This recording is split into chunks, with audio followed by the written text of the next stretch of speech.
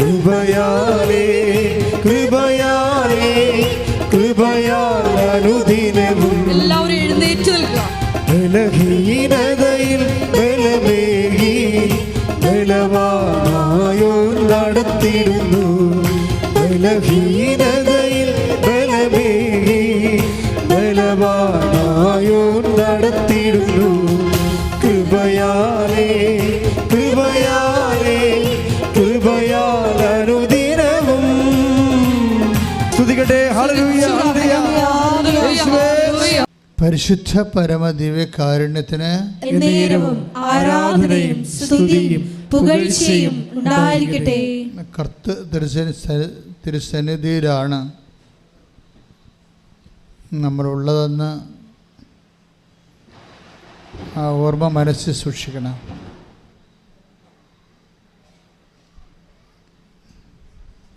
കർത്താവിൻ്റെ തിരുസന്നിധിയിലേക്ക് ദൈവം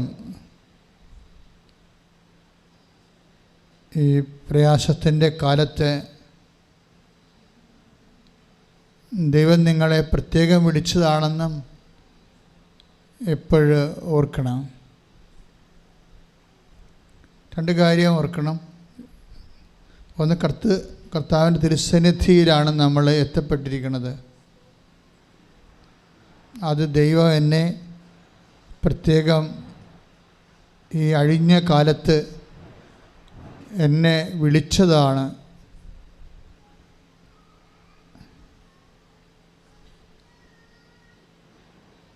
അപ്പം ദൈവം വിളിച്ചതാണ് എങ്കിലേ തീർച്ചയായിട്ടും നിൻ്റെ സമാശ്വാസം ഏറ്റവും അടുത്തെത്തിയിരിക്കുന്ന ഒരു കാലമാണ്. അതിൻ്റെ ന്യായീകരണം എന്താണെന്ന് വെച്ച് കഴിഞ്ഞാൽ, നിങ്ങളെക്കാളും പ്രയാസമുള്ള ലക്ഷങ്ങൾ പുറത്തുണ്ട്. അവർക്ക് കർത്തൃസന്നിധിയിൽ എത്താൻ കഴിഞ്ഞിട്ടില്ല. അവരെക്കാൾ അല്പം കൂടി പ്രയാസം കുറഞ്ഞ നിന്നെ കർത്താവ് വിളിച്ചെന്ന് പറയുമ്പോൾ അതൊരു തിരഞ്ഞെടുപ്പാണ്. ബൈബിള് തിരഞ്ഞെടുപ്പിനെക്കുറിച്ച് വളരെ ആഴമായി ചിന്തിക്കാൻ നമ്മളെ പ്രേരിപ്പിക്കുന്നത് വിളിയോട് ചേർത്ത് വെച്ചുകൊണ്ടാണ്.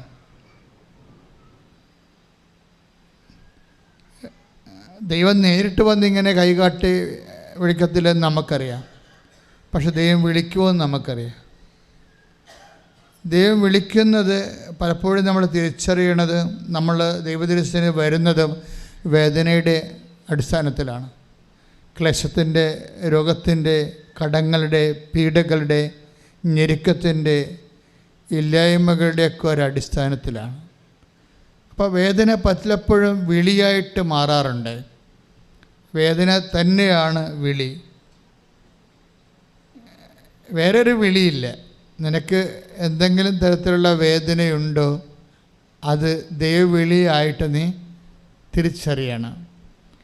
എന്താ അങ്ങനെ പറയാൻ കാരണം എന്ന് ചോദിച്ചാൽ, ഈശോ അധ്വാനിക്കുന്നവനെ, ഭാരം വഹിക്കുന്നവനെ നിങ്ങൾ എൻ്റെ അടുത്ത് വരിക എന്ന് ഈശോ വിളിച്ചിട്ടുണ്ട്.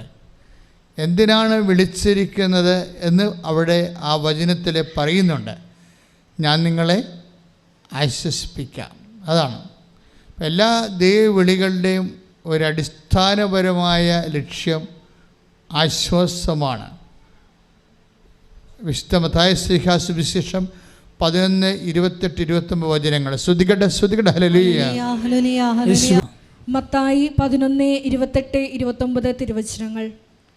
അധ്വാനിക്കുന്നവരും അധ്വാനിക്കുന്നവരും ഭാരം വഹിക്കുന്നവരുമായ നിങ്ങളെല്ലാവരും എന്റെ അടുക്കൽ വരുവിൻ, ഞാൻ നിങ്ങളെ ആശ്വസിപ്പിക്കാം.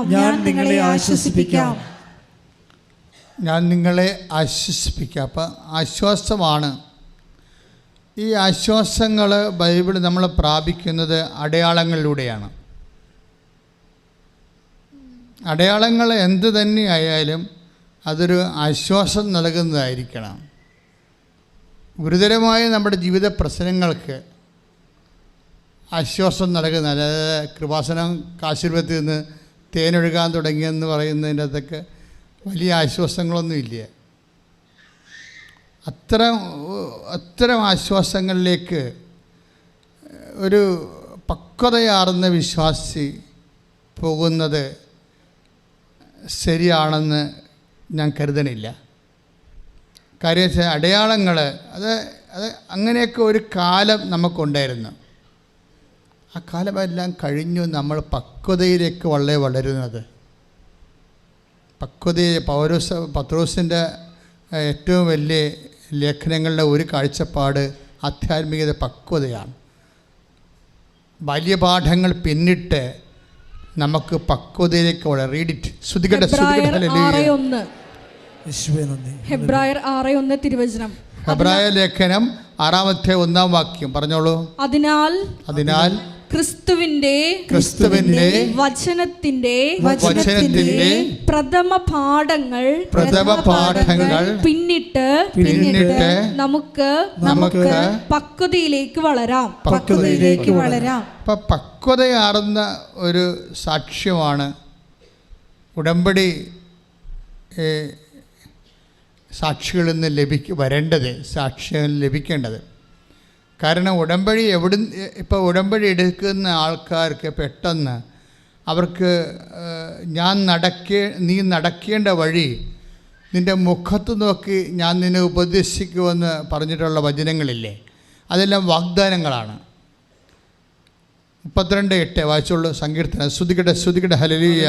ഞാൻ നിന്നെ ഉപദേശിക്കാം എന്ന് പറഞ്ഞ ഞാൻ നിന്നെ ഉപദേശിക്കാം, നീ നടക്കേണ്ട വഴി കാണിച്ചു തരാം.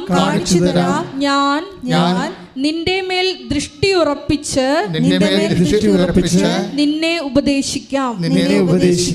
ഇപ്പം നമ്മൾ ഏതെങ്കിലും ഒരു ദുർഘട ഘട്ടത്തിൽ പെട്ടുപോയാലേ പെട്ടെന്ന് നമ്മൾ അതിൽ നിന്ന് രക്ഷപ്പെട്ട് വരേണ്ട വഴികൾ ദൈവം ഓൺ ദി സ്പോട്ടിൽ വെളിപ്പെടുത്തും. അങ്ങനെയാണ് അടയാളങ്ങൾ ഉണ്ടാകുന്നത് ഓൺ ദി സ്പോട്ടിൽ. അതെന്തുകൊണ്ടാണ് അങ്ങനെ വെളിപ്പെടുത്തുന്നത്? അത് ഓൾറെഡി പ്രോമിസിൻ്റെ ഭാഗമാണ്. ഉടമ്പടി വർക്ക് ചെയ്യണത് പ്രോമിസിലാണ്. ദൈവം നൽകിയിട്ടുള്ള 8552 പ്രോമിസുകളുണ്ട് വിശുദ്ധ ഗ്രന്ഥത്തിൽ. ആ വാഗ്ദാനങ്ങളുടെ അടിസ്ഥാനത്തിലാണ് ഉടമ്പടി വർക്ക് ചെയ്യണത്. അപ്പം അതിൽ ഒരു പ്രോമിസാണിത്. എന്താണ്? നീ വഴി മുട്ടിപ്പോയാൽ നീ നടക്കേണ്ട വഴി നിൻ്റെ മേൽ ദൃഷ്ടി ഉറപ്പിച്ച് ഞാൻ നിനക്ക് പറഞ്ഞു തരാമെന്ന് പറയും. അപ്പം ദൈവം അതിൻ്റെ വഴികൾ പറഞ്ഞു തരും. ഇപ്പം ചില ആൾക്കാർ പറയത്തില്ലേ, സ്വപ്നം കണ്ടു, മാതാവിനെ സ്വപ്നം കണ്ടു എന്ന് പറയും, അല്ലെങ്കിൽ ഈശോയെ സ്വപ്നം കണ്ടു എന്ന് പറയും. But divide of any internal pressure, മറ്റു തരത്തിലുള്ള അസോസിയേഷൻ, അസിമിലേഷൻ പോലെയുള്ള കാരണങ്ങളില്ലാതെ തന്നെ കേവലമായ രീതിയിൽ നിലച്ചറിയാതിരിക്കുന്ന സമയത്ത് പെട്ടെന്ന് ദൈവിക മേഖലകളിലേക്ക് നമ്മൾ അന്തർദർശനം ചെയ്യുന്ന സ്വപ്നവും ദർശനവുമൊക്കെ ബൈബിളിലെ വാഗ്ദാനത്തിൻ്റെ ഭാഗമാണ്. ഇല്ലേ? നമുക്ക് വാഗ്ദാനം തന്നതാണ്. നിങ്ങളുടെ പിതാക്കന്മാർ സ്വപ്നങ്ങൾ കാണും. ജോയേലിൻ്റെ 2:28. ശ്രുതികട്ടെ ഹല്ലേലൂയ. ജോയേൽ 2:28 വായിച്ചോളൂ. അന്ന് ഇങ്ങനെ സംഭവിക്കും. അന്നിങ്ങനെ സംഭവിക്കും. എല്ലാവരുടെയും മേൽ എന്റെ ആത്മാവിനെ ഞാൻ വർഷിക്കും. നിങ്ങളുടെ പുത്രന്മാരും പുത്രിമാരും പ്രവചിക്കും. നിങ്ങളുടെ വൃദ്ധന്മാർ സ്വപ്നങ്ങൾ കാണും. യുവാക്കൾക്ക് ദർശനങ്ങൾ ഉണ്ടാവും. അപ്പോൾ സ്വപ്നങ്ങളും ദർശനങ്ങളും പരിശുദ്ധാത്മാവിൻ്റെ വരദാനങ്ങളുടെ ഭാഗമാണ്. അത് ഉടമ്പടി എടുക്കുമ്പോൾ തന്നെ പല ആൾക്കാരും പെട്ടെന്ന് ആ ഒരു ഡിവൈൻ മെല്യൂവിലേക്ക് അങ്ങോട്ട് വരും. നിങ്ങൾക്കറിയാമല്ല, കരിസ്മാറ്റിക് ഫോർമാറ്റ് അനുസരിച്ചുകൊണ്ട് അങ്ങനെ ഒരു മേഖലയിലേക്ക് പ്രവേശിക്കണമെങ്കിൽ കുറേ പടികളുണ്ട്.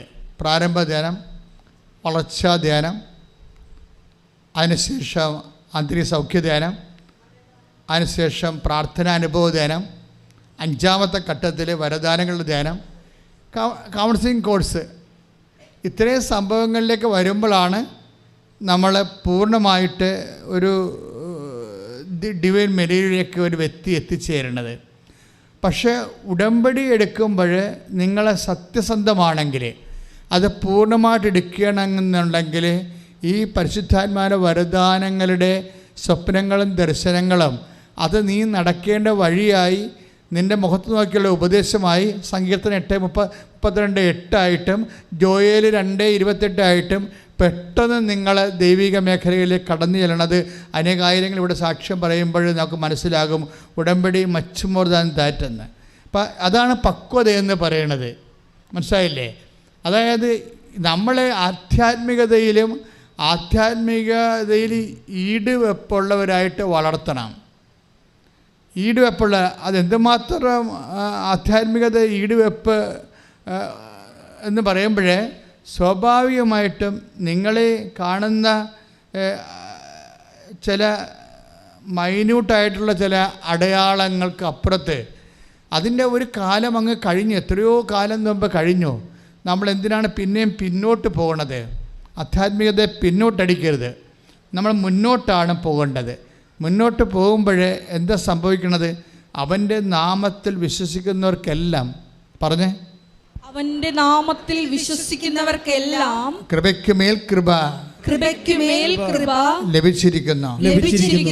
നമ്മൾ അതാണ് മുന്നോട്ടുള്ള പോക്കിൽ വരണത്. എന്താ വേണ്ടത് നമുക്ക്? കൃപയ്ക്ക് മേൽ കൃപ, ഗ്രേസ് അപ്പോൺ ഗ്രേസ്. അതാണ് യോഹന്നാൻ്റെ സുവിശേഷത്തിലെ 1:16-17. ശ്രദ്ധിക്കട്ടെ. ഹല്ലേലൂയ. യോഹന്നാൻ 1:16. അവന്റെ പൂർണ്ണതയിൽ നിന്ന് പറഞ്ഞു, അവന്റെ പൂർണ്ണതയിൽ നിന്ന് നാം എല്ലാം കൃപയ്ക്കുമേൽ കൃപ സ്വീകരിച്ചിരിക്കുന്നു. അപ്പം കൃപയ്ക്ക് മേൽ കൃപ, ഗ്രേസ് മാത്രമല്ല, അപ്പോൺ ഗ്രേസ് ആണ്. Grace upon grace. ഈ അപ്പോൺ ഗ്രേസ് ആണ് ഉടമ്പടി ലക്ഷ്യം വെക്കുന്നത്. അതെപ്പോഴും നിങ്ങൾ മനസ്സിലാക്കണം. കാര്യം മാതാവിൻ്റെ കൃപയിൽ പോലും he was not that satisfied. മാലാഖ അമ്മയോട് പറഞ്ഞ എന്താണ്? 2:28 ലുക്ക 2:28 മാലാഖ അമ്മയോട് എന്താ പറയണത്? Hail Mary full of grace, കൃപ നിറഞ്ഞവളെ സ്വസ്തി. പക്ഷേ എന്താ പ്രശ്നം വെച്ച് കഴിഞ്ഞാൽ, കൃപ നിറഞ്ഞവളെ സ്വസ്തി എന്ന് പറയുമ്പോൾ ഒരു മനുഷ്യന് സ്വാഭാവികമായിട്ട് ദൈവ വചനപ്രകാരം ജീവിക്കുമ്പോൾ എത്തിച്ചേരാൻ സാധ്യതയുള്ള ഒരു നിലവാരമാണ് കൃപയുടെ നിറവെന്ന് പറയണത്. പക്ഷേ ദൈവം അവിടെ വെച്ച് ആ കൃപയുടെ പാഠം അവസാനിപ്പിക്കണില്ല. കൃപയുടെ പാഠം അവിടെ വെച്ച് അവസാനിപ്പിക്കണില്ല. അതായത് വീണ്ടും നമുക്ക് ഒരു വിശ്വാസിയുടെ സാധ്യത, ഒരു ക്രിസ്തു വിശ്വാസിയുടെ സാധ്യത എന്ന് പറയണത് അതുക്കും മേലെയാണ്. എന്താണ്? ആ ഫുൾ ഓഫ് ഗ്രേസിൻ്റെ അപ്പുറത്തുണ്ട്. എന്താ ഉള്ളത്? ഗ്രേസ് അപ്പോൺ ഗ്രേസ്, കൃപയ്ക്ക് മേൽ കൃപ. ഉടമ്പടി ലക്ഷ്യം വെക്കണത് അതാണ്. അതായത് ആർജിത കൃപ, സാധാരണയുള്ള കുദാശകളിലൂടെ നമുക്ക് ലഭിക്കുന്ന സക്രമെൻ്റൽ ഗ്രേസ്, കൗദാശിക വരപ്രസാദം. ആ കൗദാശിക വരപ്രസാദം ഒരു വ്യക്തി സ്വീകരിച്ചിട്ട് ആ മുതൽ മുടക്കിൽ അവൻ സ്വന്തമായിട്ട് ഉൽപ്പാദിപ്പിക്കുന്ന കൃപയാണ് അപ്പോൺ ഗ്രേസ്, മേൽകൃപ. ഈ മേൽകൃപയിലേക്കാണ് ഒരു വിശ്വാസി ഒരു ആധ്യാത്മികമായ യാത്ര നടത്തുന്നത്. ഇതാണ് വിശ്വാസത്തിൻ്റെ ബാല്യപാഠങ്ങൾ പിന്നിട്ട് നമുക്ക് പക്വതയിലേക്ക് വളരാമെന്ന് സെൻറ്റ് പോൾ പറയണത്. സെൻറ്റ് പോൾ അങ്ങനെ പറയാൻ കാരണം അങ്ങേരാണ് കൃപയെക്കുറിച്ച് സംസാരിച്ചത്. അദ്ദേഹത്തിൻ്റെ അൾസറിൻ്റെ വലിയ ഒരു വേദന കാലഘട്ടങ്ങളിലും സമയത്ത് ഭക്ഷണം ആരും തരാമില്ലാഞ്ഞ സമയത്ത് പട്ടിണി നിന്ന് സുവിശേഷ വേലയ്ക്ക് മുടക്കം വരാതെ ജീവിച്ചപ്പോൾ ഉണ്ടായ അൾസറിൻ്റെ ഭാഗമായിട്ട് വന്ന കുടൽ കരിച്ചിൽ, അതിൽ നിന്ന് ആ വേദന മാറാൻ വേണ്ടി, വയറിൽ സൂചി കൊണ്ട് കുത്തണ വേദന മാറാൻ വേണ്ടി അദ്ദേഹം കണ്ണീരോടെ കർത്താവിൻ്റെ തിരുസന്നിധിയിൽ പല പ്രാവശ്യം പ്രാർത്ഥിച്ചു. കണ്ണീരോടെ പ്രാർത്ഥിക്കുകയാണ്. അപ്പോൾ അത്രയും വേദനയാണെന്ന് അർത്ഥം. അപ്പോൾ കർത്താവ് പറയുന്നൊരു വാക്കുണ്ട്, ഈ കണ്ണീരോടെ നീ പ്രാർത്ഥിക്കുന്നില്ലേ, ഈ കണ്ണീരിൽ ഞാനൊരു നിധി വെച്ചിട്ടുണ്ട്. എന്താണത്? My grace is sufficient for you. 2:9 അല്ലേ, 2 കൊറിന്ത്യസ് 12:9 വായിച്ചോളൂ. ശ്രുതികട ഹല്ലേലൂയ. എന്നാൽ അവിടുന്ന് എന്നോട് അരുൾ ചെയ്തു എന്ന് പറഞ്ഞ, എന്നാൽ അവിടുന്ന് എന്നോട് അരുളി ചെയ്തു, എന്നാൽ അവിടുന്ന് എന്നോട് അരുൾ ചെയ്തു, നിനക്ക് എന്റെ കൃപ മതി. നിനക്ക് എൻ്റെ കൃപ മതി. എന്തെന്നാൽ ബലഹീനതയിലാണ് എന്റെ ശക്തി പൂർണ്ണമായി പ്രകടമാകുന്നത്. അപ്പോഴവിടെ ഒരു ഭയങ്കരമായിട്ടുള്ള വേർഡ് ടെസ്റ്റിംഗ് ഉണ്ട്. 2 കൊറിന്ത്യൻസിൻ്റെ 12:9 എന്താണ്? My grace is sufficient for you. അവിടെയാണ് ഗ്രേസിനെ കുറിച്ച് ബൈബിൾ വളരെ വ്യക്തമായ വെളിപാട് നൽകുന്നത്. എന്താണ്? My grace is sufficient for you. അതായത് നമുക്ക് ഈ ഭൂമിയിൽ, ഈ മനുഷ്യാവസ്ഥയിൽ എല്ലാം മനുഷ്യൻ അനുഭവിക്കുന്ന പ്രശ്നം ഒന്നും സഫിഷ്യൻ്റ് അല്ല എന്നുള്ളൊരു മാനസിക അവസ്ഥയാണ് ഉള്ളത്. പക്ഷേ ഗ്രേസ് ലഭിച്ചു കഴിയുമ്പോൾ ഗ്രേസ് എന്താണെന്ന് അവിടെ പറയുന്നുണ്ട്. എന്താണ് പറയുന്നത്? 2 കൊറിന്ത്യസ് 12:9 ഗ്രേസ് എന്താണെന്ന് പറയുന്നുണ്ട്. എന്താ? കൃപ. എന്തെന്നാൽ ബലഹീനതയിലാണ് ദൈവത്തിൻ്റെ ശക്തി. അപ്പോൾ ശക്തിയാണ് കൃപയെന്ന് പറയുന്നത്. പവർ ആൻഡ് പേഴ്സൺ ആയിട്ടാണ് ബൈബിള് ഈ വിഷയം അവതരിപ്പിക്കുന്നത്. നമ്മൾ ചില ആൾക്കാർ പറയത്തില്ലേ സാക്ഷ്യം, അതായത് കഴിഞ്ഞ ദിവസങ്ങളിൽ അരുൺ കുമ്പനാട്, അദ്ദേഹത്തിൻ്റെ ഒരു സാക്ഷ്യം, അക്രൈസ്തവനാണ്, എൻജിനീയറാണ്. അപ്പോൾ അദ്ദേഹത്തിൻ്റെ സാക്ഷ്യമാണ് ഇപ്പോൾ കത്തി നിൽക്കുന്നത്. 3 ദിവസം കൊണ്ട് 85,000 പേരോളം ആ സാക്ഷ്യം കണ്ട്. അദ്ദേഹം അതിൽ പറയുന്ന കാര്യം, കണ്ണീരിൻ്റെ വലിയൊരു കാലം എനിക്കും എൻ്റെ അപ്പായ്ക്കും അമ്മയ്ക്കും ഉണ്ടായിരുന്നു. പക്ഷെ ആ സമയത്തെല്ലാം ദൈവം ഞങ്ങളെ നയിച്ചു. കർത്താവിൻ്റെ സാന്നിധ്യം വല്ലാണ്ട് അനുഭവിക്കുന്നുണ്ടായിരുന്നെന്ന്. അതാണ് അദ്ദേഹത്തിൻ്റെ ഒരു പക്ഷെ അത് ഭയങ്കര രസമാണ് കേൾക്കാൻ. അത് നിങ്ങളൊരിക്കലും ഹൃദയം കൊണ്ട് ബുദ്ധി കൊണ്ട് ചിന്തിക്കരുത്, ദൈവത്തെ ഹൃദയം കൊണ്ട് ചിന്തിക്കണമെന്നൊക്കെ അദ്ദേഹം പറയുന്നുണ്ട്. അതല്ല, അതായത് ചുമ്മാല്ല, ഭയങ്കര സീരിയസ് ആയിട്ടുള്ള പ്ലേസ്മെൻ്റാണ് അവിടെ. കാര്യങ്ങളെ അദ്ദേഹം അനുഭവിച്ച ദൈവത്തെ അദ്ദേഹം പ്ലേസ് ചെയ്യാൻ പക്ഷേ നന്നായിട്ടുണ്ട്. അപ്പം അദ്ദേഹം പറയണത്, കണ്ണീരിൻ്റെ കാലത്ത് വല്ലാത്ത ദൈവത്തിൻ്റെ സാന്നിധ്യം ഞങ്ങൾ അനുഭവിക്കുന്നുണ്ടായിരുന്നു. അതെന്ന് വെച്ച് കഴിഞ്ഞാൽ എന്താ കാര്യം വെച്ച് കഴിഞ്ഞാൽ, ദൈവം 2 തരത്തിലാണ് നമുക്ക് ലഭ്യമാകുന്നത്. ഒന്ന് പേഴ്സണായിട്ട്, ബൈ പേഴ്സൺ. രണ്ടാമത്തത് പവറായിട്ട്. ബൈബിൾ എപ്പോഴും അവതരിപ്പിക്കുന്നത്, നിങ്ങളെപ്പോഴും പ്രെയർ ചെയ്യുമ്പോൾ അല്ലെങ്കിൽ നിങ്ങൾ എന്തെങ്കിലും ഒരു പ്രവൃത്തി ചെയ്യുമ്പോൾ അത് നമുക്ക് വേണേൽ ഒരു ഫങ്ഷൻ, നിങ്ങൾക്ക് എന്താണ് കുഴപ്പമെന്നറിയാവോ?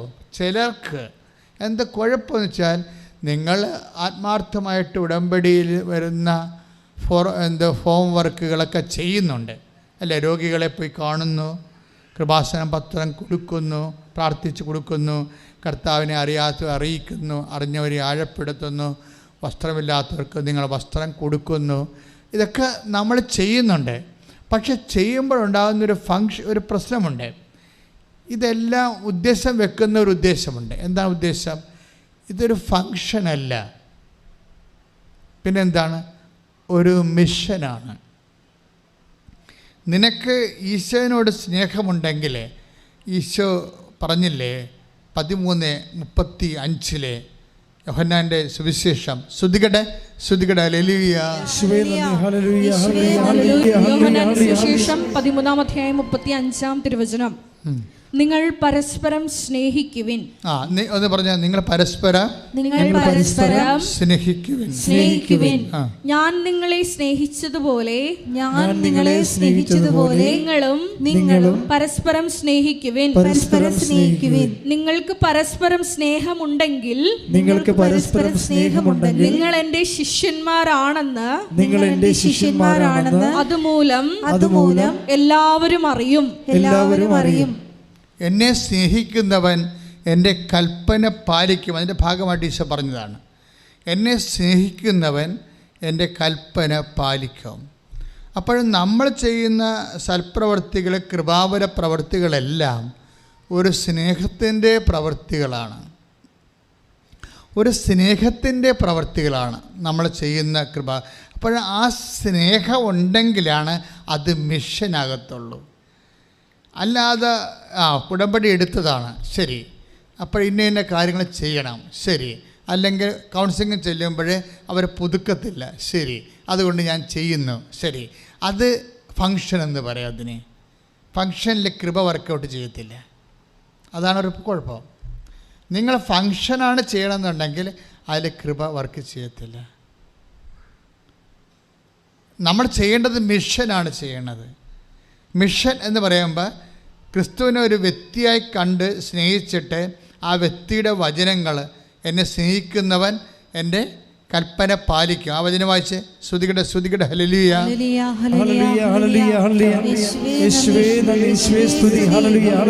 യോഹന്നാൻ 14:23. എന്നെ സ്നേഹിക്കുന്നവൻ എന്റെ വചനം പാലിക്കും. അപ്പോൾ എന്റെ പിതാവ് അവനെ സ്നേഹിക്കുകയും ഞങ്ങൾ അവന്റെ അടുത്ത് വന്ന് അവനിൽ വാസമുറപ്പിക്കുകയും ചെയ്യും. അവനിൽ വാസമുറപ്പിക്കുകയും ചെയ്യും. ദാറ്റ് മീൻസ് ഇത് പ്രസൻസിനെ കുറിച്ചാണ് പറയണത്. മനസ്സിലായില്ലേ? പ്രസൻസ്, അതായത് ക്രിസ്തുവിൽ ഒരു വ്യക്തി ആമക്തമാകുമ്പോഴേ ആ വ്യക്തിക്ക് ക്രിസ്തു പേഴ്സൺ ടു പേഴ്സൺ റിലേഷനിലേക്കായി കഴിയുമ്പോൾ, അത് സ്നേഹത്തിൻ്റെ ബേസിൽ ഒരു റിലേഷനിലേക്കായി കഴിയുമ്പോൾ എന്താ സംഭവിക്കണമെന്ന് വെച്ച് കഴിഞ്ഞാൽ നമുക്ക് പ്രസൻസ് ഫീൽ ചെയ്യാൻ തുടങ്ങും. ബൈബിളിലെ ഏറ്റവും വലിയ കോൺസെപ്റ്റാണ് പ്രസൻസ്. അത് നിങ്ങൾ ഉടമ്പടി എടുക്കുന്നവർ എപ്പോഴും ശ്രദ്ധിക്കണം. നിങ്ങളുടെ അൾട്ടിമേറ്റ് ഗ്രേസ് എന്ന് പറയുന്നത് പ്രസൻസാണ്. നിങ്ങൾക്ക് വീട് കിട്ടാൻ, ജോലി കിട്ടാം, അല്ലെങ്കിൽ രോഗങ്ങൾ സുഖപ്പെടാം, അതൊക്കെ പവറാണ് ശരിക്കും, പ്രസൻസ് അല്ല. പവർ ആൻഡ് പ്രസൻസ് വ്യത്യാസമുണ്ട്. ഇപ്പോൾ ഉദാഹരണത്തിന് ബൈബിള് എപ്പോഴും അച്ഛൻ പറയണതാണ് 1 കൊറിന്തോസ് 1:24, ദൈവത്തിൻ്റെ ജ്ഞാനവും ദൈവത്തിൻ്റെ ശക്തിയുമായ യേശു ക്രിസ്തു, അല്ലേ? 1 കൊറിന്തോസ് 1:24 ഒന്ന് പറഞ്ഞ ദൈവത്തിൻ്റെ ജ്ഞാനവും ദൈവത്തിൻ്റെ ശക്തിയുമായ യേശു ക്രിസ്തു ഒരേ സമയം തന്നെ പേഴ്സണാണ്, അതേസമയം ദൈവത്തിൻ്റെ ജ്ഞാനവും ദൈവത്തിൻ്റെ ശക്തിയുമാണ്. നമ്മളെ അടയാളങ്ങൾ ഉണ്ടാക്കുന്നത് ശക്തിയാണ്. ശക്തി എമിറ്റ് ചെയ്യുമ്പോഴാണ്. ഇപ്പോൾ 8:46 വിശുദ്ധ ലുക്കാസ് വിശേഷം 8:46 എന്താ പറയണത്? ആ രക്തസ്രാവക്കാർ രോഗി സുഖപ്പെടുത്തുന്നത് എന്താണ്? എന്നിൽ നിന്ന് ശക്തി നിർഗളിച്ചിരിക്കുന്നു. അപ്പം നമ്മളിലേക്ക് വരണത് ശക്തിയായിട്ടാണ് വരണത്. ശക്തി വന്നാൽ, ക്രിസ്തുവിനെ ശക്തിയായിട്ട് അനുഭവിക്കുമ്പോൾ സ്വാഭാവികമായിട്ടും നമുക്ക് സൗഖ്യം ഉണ്ടാകും. അല്ലെങ്കിൽ അത് ജീവിത മണ്ഡലങ്ങളിലാണത് പ്രവർത്തിക്കണമെങ്കിൽ ബ്ലെസ്സിങ്സ്, ഫിസിക്കൽ ഫേവേഴ്സ് ഉണ്ടാകും. ആത്മാവിലാണ് പ്രവർത്തിക്കണമെങ്കിൽ ഗ്രേസായിട്ട് വർക്ക് ചെയ്തിട്ട് നിത്യജീവൻ ലഭിക്കും. ഇങ്ങനെ ക്രിസ്തു എല്ലാമാണ്. എല്ലാ ധ്യാനത്തിലും ഇത് അടിസ്ഥാനമായിട്ട് പറഞ്ഞുകൊണ്ടിരിക്കും. കാരണം ക്രിസ്തു എല്ലാമാണ്. എല്ലാം, അതായത് ഏതെങ്കിലും ഒരു ഡിപ്പാർട്ട്മെൻ്റ് അല്ല ശരിക്കും. അതായത് ഒരു വ്യക്തിക്ക് ഇഹത്തിലും പരത്തിലും ആവശ്യമുള്ള എല്ലാത്തിൻ്റെയും ലാസ്റ്റ് വേർഡായിട്ടാണ് ക്രിസ്തു മനുഷ്യരാശി അനുഭവിച്ചിട്ടുള്ളത്. പ്രാർത്ഥിക്കുക, കർത്താവായ ദൈവമേ എൻ്റെ ജീവിതത്തിലെ എല്ലാ മണ്ഡലങ്ങളിലെയും സംതൃപ്തിപ്പെടുത്തുന്ന ദൈവത്തിൻ്റെ സംവിധാനം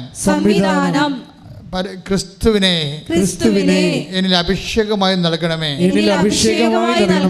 ശ്രുതികട്ടെ.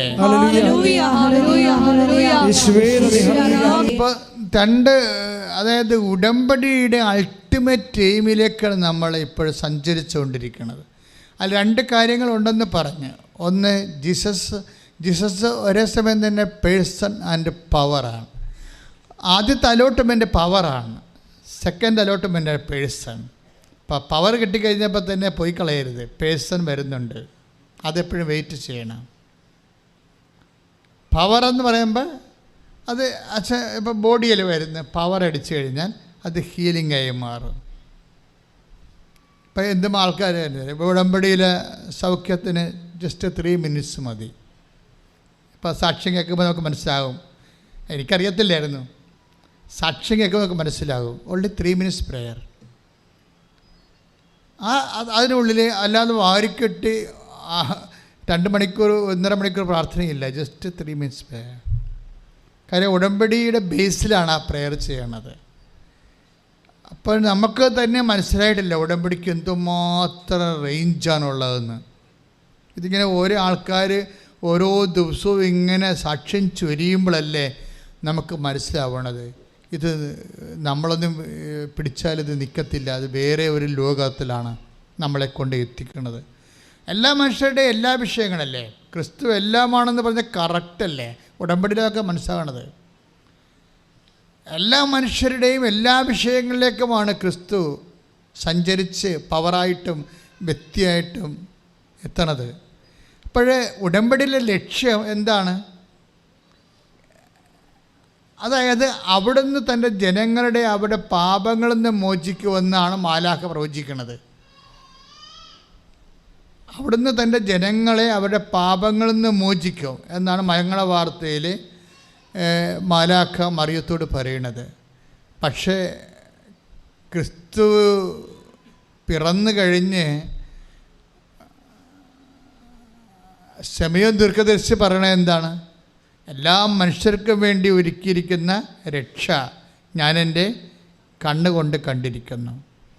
അപ്പോൾ രക്ഷ എനിത്തിങ് ആകാം. അതായത് എവിടെയാണ് നിനക്ക് ഒരു അതിജീവനം വേണ്ടത്, ആത്മീയമാണെങ്കിലും മാനസികമാണെങ്കിലും ശാരീരികമാണെങ്കിലും, അപ്പോൾ അതിജീവനത്തിൻ്റെ ഒരു ദൈവ പദ്ധതിയായിട്ടാണ് ക്രിസ്തു വ്യക്തികൾ ഉടമ്പടിയിലൂടെ ഓരോ നിമിഷവും അനുഭവിച്ചുകൊണ്ടിരിക്കുന്നത് കൊണ്ടാണ് ഞാൻ നിങ്ങൾ കുറച്ചുകൂടി സീരിയസ് ആകണമെന്ന് പറഞ്ഞത്. എന്താ സീരിയസ് ആകണമെന്ന് പറഞ്ഞാൽ അറിയാവോ? ഇതിന് ഒത്തിരി സാധ്യതയുള്ളത് ഓരോ ദിവസവും നമ്മൾ അനുഭവിക്കുന്നുണ്ട് ഓരോ വ്യക്തികൾ. ഇപ്പം ഇന്ന് വെളുപ്പിന് ഞാനൊരു സാക്ഷ്യം 3.5 മണിക്കൂർ സാക്ഷ്യം കേട്ടു. സർക്കാസ്റ്റിക് ആണ് അത്. അപ്പോൾ ഒരു കുട്ടിക്ക് സ്ഥിരമായിട്ട് അവർക്ക് ഹിയറിങ് കിട്ടത്തില്ല. 3-4 പ്രാവശ്യം ഈ OIT എഴുതിയിട്ടുണ്ട്. കുറേ വർഷമായിട്ട് കുറേ നാളായിട്ട് ഹിയറിങ് കിട്ടത്തില്ല. അപ്പോൾ എന്താ അത് കിട്ടത്തില്ല. പക്ഷേ it is known to me. എന്നോട് അവളത് പറഞ്ഞിട്ടില്ല. ഇതാണ് എൻ്റെ പ്രശ്നമെന്നുള്ളത് എന്നോട് പറഞ്ഞിട്ടില്ല. പക്ഷേ ഇവരിങ്ങനെ ഈ പ്രൊഫഷണൽസ് എല്ലാം ഇങ്ങനെ മുട്ടനിൽക്കുമല്ലോ ഇവിടെ. അപ്പം ഓരോ പ്രോസസ് പ്രയറിൻ്റെ സമയത്ത് ഞാൻ ഇവളുടെ ചെവിയെ തൊട്ട് പ്രാർത്ഥിക്കും. പക്ഷേ it is known to me. ഇവൾക്ക് ഇതാണ് പ്രശ്നമെന്നുള്ളത് എന്നോട് പറഞ്ഞിട്ടില്ല. പക്ഷെ ചെവിയെ തൊട്ട് പ്രാർത്ഥിക്കുമ്പോൾ വേറെ, അതായത് ഇവൾ പോകുമ്പോൾ ഇവൾ ചിന്തിക്കും എന്തുകൊണ്ടാണ് അച്ഛൻ്റെ ചെവിയെ തൊട്ടത്. പക്ഷെ അത് അപ്പോഴതിന് ഉത്തരമില്ല. പരീക്ഷ ഹോളിലേക്ക് പോയി ഇരിക്കുമ്പോൾ ഇവളുടെ മെയിൻ പ്രോബ്ലം എന്തായിരുന്നു? എല്ലാ സമയത്തും മൊഡ്യൂൾ പോകാൻ കാര്യം ഹിയറിംഗ് മൊഡ്യൂളാണ് പോണത്. പരീക്ഷ ഹോളിൽ ചെല്ലിക്കുമ്പോൾ എന്താ സംഭവിക്കണത്? ഇവൾ പഴയതുപോലെ തന്നെ കേൾക്കണത് ഒരു സംഭവം, പക്ഷേ അതിനും ഉത്തരം പറയണത് വേറെ സംഭവം. അതായത് അതുപോലെ തന്നെ കേൾക്കണത് ഒരു സംഭവം, പിന്നെ എഴുതി വെക്കണത് വേറെ സംഭവം. അപ്പോൾ ഇവർക്ക് തന്നെ അറിയാം ഇത് എന്ത് മണ്ടം പരിപാടിയാണ് കാണിക്കണത്. ഞാൻ കേൾക്കണതല്ലല്ലോ തിരിച്ച് പറയണത്, ഞാൻ കേൾക്കണതല്ലല്ലോ എഴുതി വെക്കണത്. അപ്പോൾ ഇത് തമ്മിൽ ഇവൾക്ക് തന്നെ കൺഫ്യൂഷനാണ്. അതായത് ഇതിനെ ചെവിയെ തൊട്ടിരിക്കുന്ന ഒരു അഭിഷേക പ്രാർത്ഥനയുടെ ഒരു അവസ്ഥ, ഇത് ചെവിയിൽ ആ വരുന്ന മൊഡ്യൂൾസിനെ അതേസമയം തന്നെ ഇതിനെ ട്രാൻസ്ഫർ ചെയ്യുകയാണ് അതിൻ്റെ കറക്റ്റ് ഉത്തരങ്ങളിലേക്ക് ഗൈഡ് ചെയ്തുകൂടെ. ഞാൻ ഇടയ്ക്ക് നിങ്ങളോട് പറയാറുണ്ട്, ഉടമ്പടി ഒരു ഗൈഡഡ് മിസൈൽ പ്രോഗ്രാംഡ് പ്രെയർ പോലെയാണ് ഇത്. അതിൻ്റെ കറക്റ്റ് ടാർഗറ്റിലേക്കേ പോകത്തുള്ളൂ. കറക്റ്റ് ടാർഗറ്റിലേക്ക് പോകത്തുള്ളൂ. ഷാർപ്പ് ഷൂട്ട് ചെയ്യുന്ന പ്രെയറാണിത്. അതുകൊണ്ടാണ് നിങ്ങളെപ്പോഴും ഈ വളരെ മാത്തമാറ്റിക്കലായിട്ടാണ് ഉടമ്പടിയോട് ഇടപെടേണ്ടത്. കാര്യം അതിലെന്താണ് ഡിമാൻഡ് ചെയ്തിരിക്കുന്നത്, അതിൻ്റെ ഒരു ഫീലുണ്ട്. ഡിമാൻഡ് ചെയ്യണത് നമുക്ക് ടെക്നിക്കലായിട്ട് വേണമെങ്കിൽ സാറ്റിസ്ഫൈ ചെയ്യാം. ടെക്നിക്കൽ സാറ്റിസ്ഫാക്ഷൻ ഫങ്ഷനായിട്ട് മാറും. പക്ഷേ അതിൻ്റെ അകത്ത് ഒരു കോർഡിയൽ എലമെൻ്റ് ഉണ്ട്, ദൈവത്തോടുള്ള സ്നേഹം. അതുകൂടി ചേർത്ത് വെച്ചാണ് നിങ്ങൾ ഇപ്പോൾ പത്രോസ് തന്നെ എന്താ പറയണത്, പ്രസംഗിക്കുന്നവൻ. If you are a speaker, speak as if it is instructed by the God. ആ വായിച്ചതിനും എടുത്ത് ശ്രുതിക്കട്ടെ വായിച്ചോളൂ. 1 പത്രോസ് 4:11. 1 പത്രോസ് 4:11. പ്രസംഗിക്കുന്നവൻ ദൈവത്തിന്റെ അരുളപ്പാട് നൽകുന്നവനെ പോലെ പ്രസംഗിക്കട്ടെ. ശുശ്രൂഷിക്കുന്നവൻ ജസ്റ്റ് ഗോട്ട് ദ പോയിന്റ്. എന്താണ് അടുത്ത എന്താ പറയണത്? ശുശ്രൂഷിക്കുന്നവൻ. വായിച്ചോളൂ. ശുശ്രൂഷിക്കുന്നവൻ ദൈവത്തിൽ നിന്ന് ലഭിച്ച ശക്തി കൊണ്ട് എന്ന പോലെ ശുശ്രൂഷിക്കട്ടെ. അപ്പൊ ശുശ്രൂഷയാണ് ഇവിടുത്തെ വിഷയം. നിങ്ങൾ പറഞ്ഞാലും ആര് കർത്താവിൽ നിന്ന് അരുളപ്പാട് ലഭിച്ചവനെ പോലെ പറയണം. പിന്നെ എന്താണ്? നിങ്ങൾ ശുശ്രൂഷിച്ചാൽ, ഇപ്പം ദൈവത്തിൽ നിന്ന് ശക്തി ലഭിച്ചവനെ പോലെ നിങ്ങൾ ശുശ്രൂഷിക്കണം. അപ്പം ദൈവത്തിൽ നിന്ന് ശക്തി ലഭിച്ചവനെ പോലെ. അപ്പോൾ ശുശ്രൂഷയും ശക്തിയും തമ്മിൽ ബന്ധമുണ്ട്. എന്താ കാര്യം? യേശുക്രിസ്തു 1 Corinthians 1:24 പറയുന്നു. എന്താ പറയണത്? ദൈവത്തിൻ്റെ ജ്ഞാനമാണ്, ദൈവത്തിൻ്റെ ശക്തിയാണ്. ക്രിസ്തുവിൽ നിന്ന് ശക്തി ലഭിക്കുക എന്ന് വെച്ചാൽ ശക്തിയുടെ ക്രിസ്തുവിൻ്റെ തൽഭവമായിട്ടാണ്, തത്സമമായിട്ടാണ് ശക്തി വരണത്. ക്രിസ്തു വരുന്നത്, നമ്മുടെ ഉള്ളിൽ വരണത്, അതിൻ്റെ ഫീലിംഗ് പ്രയോഗപരതയിൽ വരണത് ഈ ശക്തിയാണ് ഫീൽ ചെയ്യണത്. എന്തൂസിയാസമായിരിക്കും. ഇതിന് നമ്മൾ അഭിഷേകമെന്നും പറയും. ഭയങ്കര പവർ. അത് വിവിനൊക്കെ ഇവിടെ ഇരിപ്പുണ്ട് അല്ലേ? ബിടെക്കിൻ്റെ പരീക്ഷ നടന്നുകൊണ്ടിരിക്കുന്ന സമയത്ത് അവൻ കൃപാസനം പത്രം ബേക്കറി ജംഗ്ഷനിലൊക്കെ കൊണ്ടുനടന്ന് കൊടുക്കുകയാണ്. ഉച്ചക്കാണ് പരീക്ഷ. അതെന്താണ്? ദൈവത്തിൽ നിന്ന് ശക്തി ലഭിച്ചവനെ പോയി. പരീക്ഷയാണ്, സപ്ലിയാണ്, കുറേ സപ്ലി ഉണ്ടായിരുന്നു. അതെന്ന് വെച്ചാൽ ആ സമയത്തും ഉള്ളിൽ നിന്ന് ശക്തി ലഭിച്ചവനെ പോലെയാണ് ആ ശുശ്രൂഷ പോണത്. അപ്പം അതുകൊണ്ട് ശുശ്രൂഷകളല്ല, നിങ്ങൾ ചെയ്യേണ്ടത് എന്താണെന്ന് അറിയാവോ? നിങ്ങൾക്ക് ശുശ്രൂഷിക്കാൻ പറ്റാത്തതിൻ്റെ കാരണം ശക്തി ലഭിക്കാത്തത് കൊണ്ടാണ്. അപ്പോൾ നിങ്ങൾ ശക്തിക്ക് വേണ്ടി പ്രാർത്ഥിക്കുക. കർത്താവായ ദൈവമേ, ശുശ്രൂഷ ലഭിക്കാൻ വേണ്ടി ഉടമ്പടി പ്രകാരമുള്ള പ്രേക്ഷിത പ്രവർത്തനങ്ങള് ചെയ്യാൻ ആവശ്യമായ ക്രിസ്തു അംശമായ ശക്തിയാൽ എന്നെ അഭിഷേകം ചെയ്യണമേ. ശ്രുതികട്ടെ. കൃപ ലഭിക്കാനുള്ള ഏറ്റവും വലിയ ഒരു ആവശ്യം, എളുപ്പ വഴിയെന്ന് പറഞ്ഞ് കൃപയെക്കുറിച്ച് എപ്പോഴും ചിന്തിക്കുകയും ധ്യാനിക്കുകയും ആഗ്രഹിക്കുകയും കൊതിക്കുകയും ചെയ്യണം. കൃപയെക്കുറിച്ച് എപ്പോഴും ഇങ്ങനെ കൊതിച്ചുകൊണ്ടിരിക്കണം. കർത്താവേ, നിൻ്റെ കൃപയാൽ എന്നെ അഭിഷേകം ചെയ്യണമേ. കാര്യം കൃപ പവർ ഓഫ് ഗോഡാണ്. ഇതെങ്ങനെ വർക്ക് ചെയ്യുമെന്ന് നമുക്ക് ഒരു പിടിയില്ല. എന്നുവെച്ചാൽ ഇത് മെറിറ്റിലല്ല വർക്ക് ചെയ്യണത്. നമ്മുടെ കോൺഫിഡൻസ് ഇരിക്കുന്നത് മെറിറ്റിലാണ്. പലപ്പോഴും നമ്മുടെ കോൺഫിഡൻസ് അസോസിയേറ്റ് ചെയ്ത് അത് ഘടിപ്പിച്ചിരിക്കുന്നത് മെറിറ്റ് എന്നുള്ള അതായത് യോഗ്യത എന്നുള്ള ഒരു വിഷയമായിട്ടാണ് നമ്മുടെ ആത്മവിശ്വാസം ഘടിപ്പിച്ചിരിക്കുന്നത്. പക്ഷേ കൃപയുടെ റെലമിലേക്ക് വരുമ്പോൾ നിങ്ങളുടെ മെറ്റീരിയൽ ആയിട്ടുള്ള മെറിറ്റും അതിനോട് ബന്ധപ്പെട്ട് വരുന്ന കോൺഫിഡൻസും അത് നിങ്ങളുടെ മനുഷ്യാത്മകതയുടെ ഒരു ഭാഗമാണ്, ദൈവികതയുടെ അല്ല. വളരെ സീരിയസ് ആയിട്ടുള്ള വിഷയമാണ് സംസാരിച്ചത്. എന്ന് വെച്ച് കഴിഞ്ഞാൽ നമ്മുടെ പല കോൺഫിഡൻസും, ഇപ്പം നിങ്ങൾക്ക് കോൺഫിഡൻസ് ഇല്ല എന്ന് പറയത്തില്ലേ, ഓ എനിക്ക് കോൺഫിഡൻസ് ഇല്ല. ചിലപ്പോൾ ഇൻ്റർവ്യൂവിനാകും എനിക്ക് കോൺഫിഡൻസ് ഇല്ല. കഴിഞ്ഞ ദിവസത്തെ ഒരു സാക്ഷ്യം എന്താണ്, അതായത് ഇൻ്റർവ്യൂ നടന്നുകൊണ്ടിരിക്കുകയാണ്. അപ്പോൾ വീഡിയോ ഇൻ്റർവ്യൂവിലാണ്, എംബസിയിലെ വിസ ഇൻ്റർവ്യൂ ആണ്. പക്ഷേ ഇവർക്ക് സ്പീക്കിംഗ് ഭയങ്കര പ്രോബ്ലമാണ്. അപ്പുറത്ത് ഇരിക്കുന്ന ആൾ വിസ ഇൻ്റർവ്യൂ അല്ല, ജോബ് ഇൻ്റർവ്യൂ ആണ്. അപ്പോൾ ജോബ് ഇൻ്റർവ്യൂവിന് അയാളോട് സംസാരിക്കുകയാണ്. പക്ഷേ സംസാരിക്കുമ്പോൾ ഇവൾക്കൊരു കോൺഫിഡൻസും ഇല്ല. എന്നിട്ട് ഇവൾ സംസാരിക്കണമെല്ലാം പൊട്ടത്തെറ്റാണെന്ന് ഇവൾക്ക് നന്നായിട്ടറിയാം. പക്ഷേ അതിൻ്റെ ഇൻ്റർവ്യൂ ചെയ്യുന്ന ആൾ ഇറ്റ്സ് ഓക്കെ എന്ന് പറയുന്നുണ്ട്. അപ്പോൾ ഇവൾക്ക് തോന്നുന്നു ഇയാൾ എന്തറിഞ്ഞിട്ട് ഞാൻ പറയണ പൊട്ടത്തെറ്റാണല്ലോ, പിന്നെ ഇയാൾ എന്താണ് ഇറ്റ്സ് ഓക്കെ പറഞ്ഞത്, ഇയാൾ എന്നെ കളിയാക്കുകയാണെന്നാണ് അവൾ ചോദിക്കണത്. പക്ഷേ അതല്ല സംഭവം, ആ ജോലി അവൾക്ക് കിട്ടും. That is devoid of your merit. അതാണ് വിഷയം. അതായത് നമ്മുടെ കോൺഫിഡൻസ്, നിങ്ങളെ കോൺഫിഡൻസ് എന്ന് പറയുന്ന നിങ്ങളുടെ ആത്മവിശ്വാസം, അത് നിങ്ങൾ അസോസിയേറ്റ് ചെയ്തിരിക്കുന്നത് നിങ്ങളുടെ മെറിറ്റുമായിട്ടാണ്. നിങ്ങളുടെ യോഗ്യത, മേ ബി കലിബർ, കപ്പാസിറ്റി, അത് ലാംഗ്വേജ് ആകാം, അല്ലെങ്കിൽ നിങ്ങളുടെ എന്തെങ്കിലും തരത്തിലുള്ള സർട്ടിഫിക്കറ്റ്സ് ആയിരിക്കും, അല്ലേ? നിങ്ങൾ നേടിയെടുത്ത കുറേ സർട്ടിഫിക്കറ്റുകൾ, ക്രാഷ് ആയിട്ടുള്ള കോഴ്സുകളിലൊക്കെ ഉണ്ടാക്കിയിട്ടുള്ള സർട്ടിഫിക്കറ്റുകളായിരിക്കും.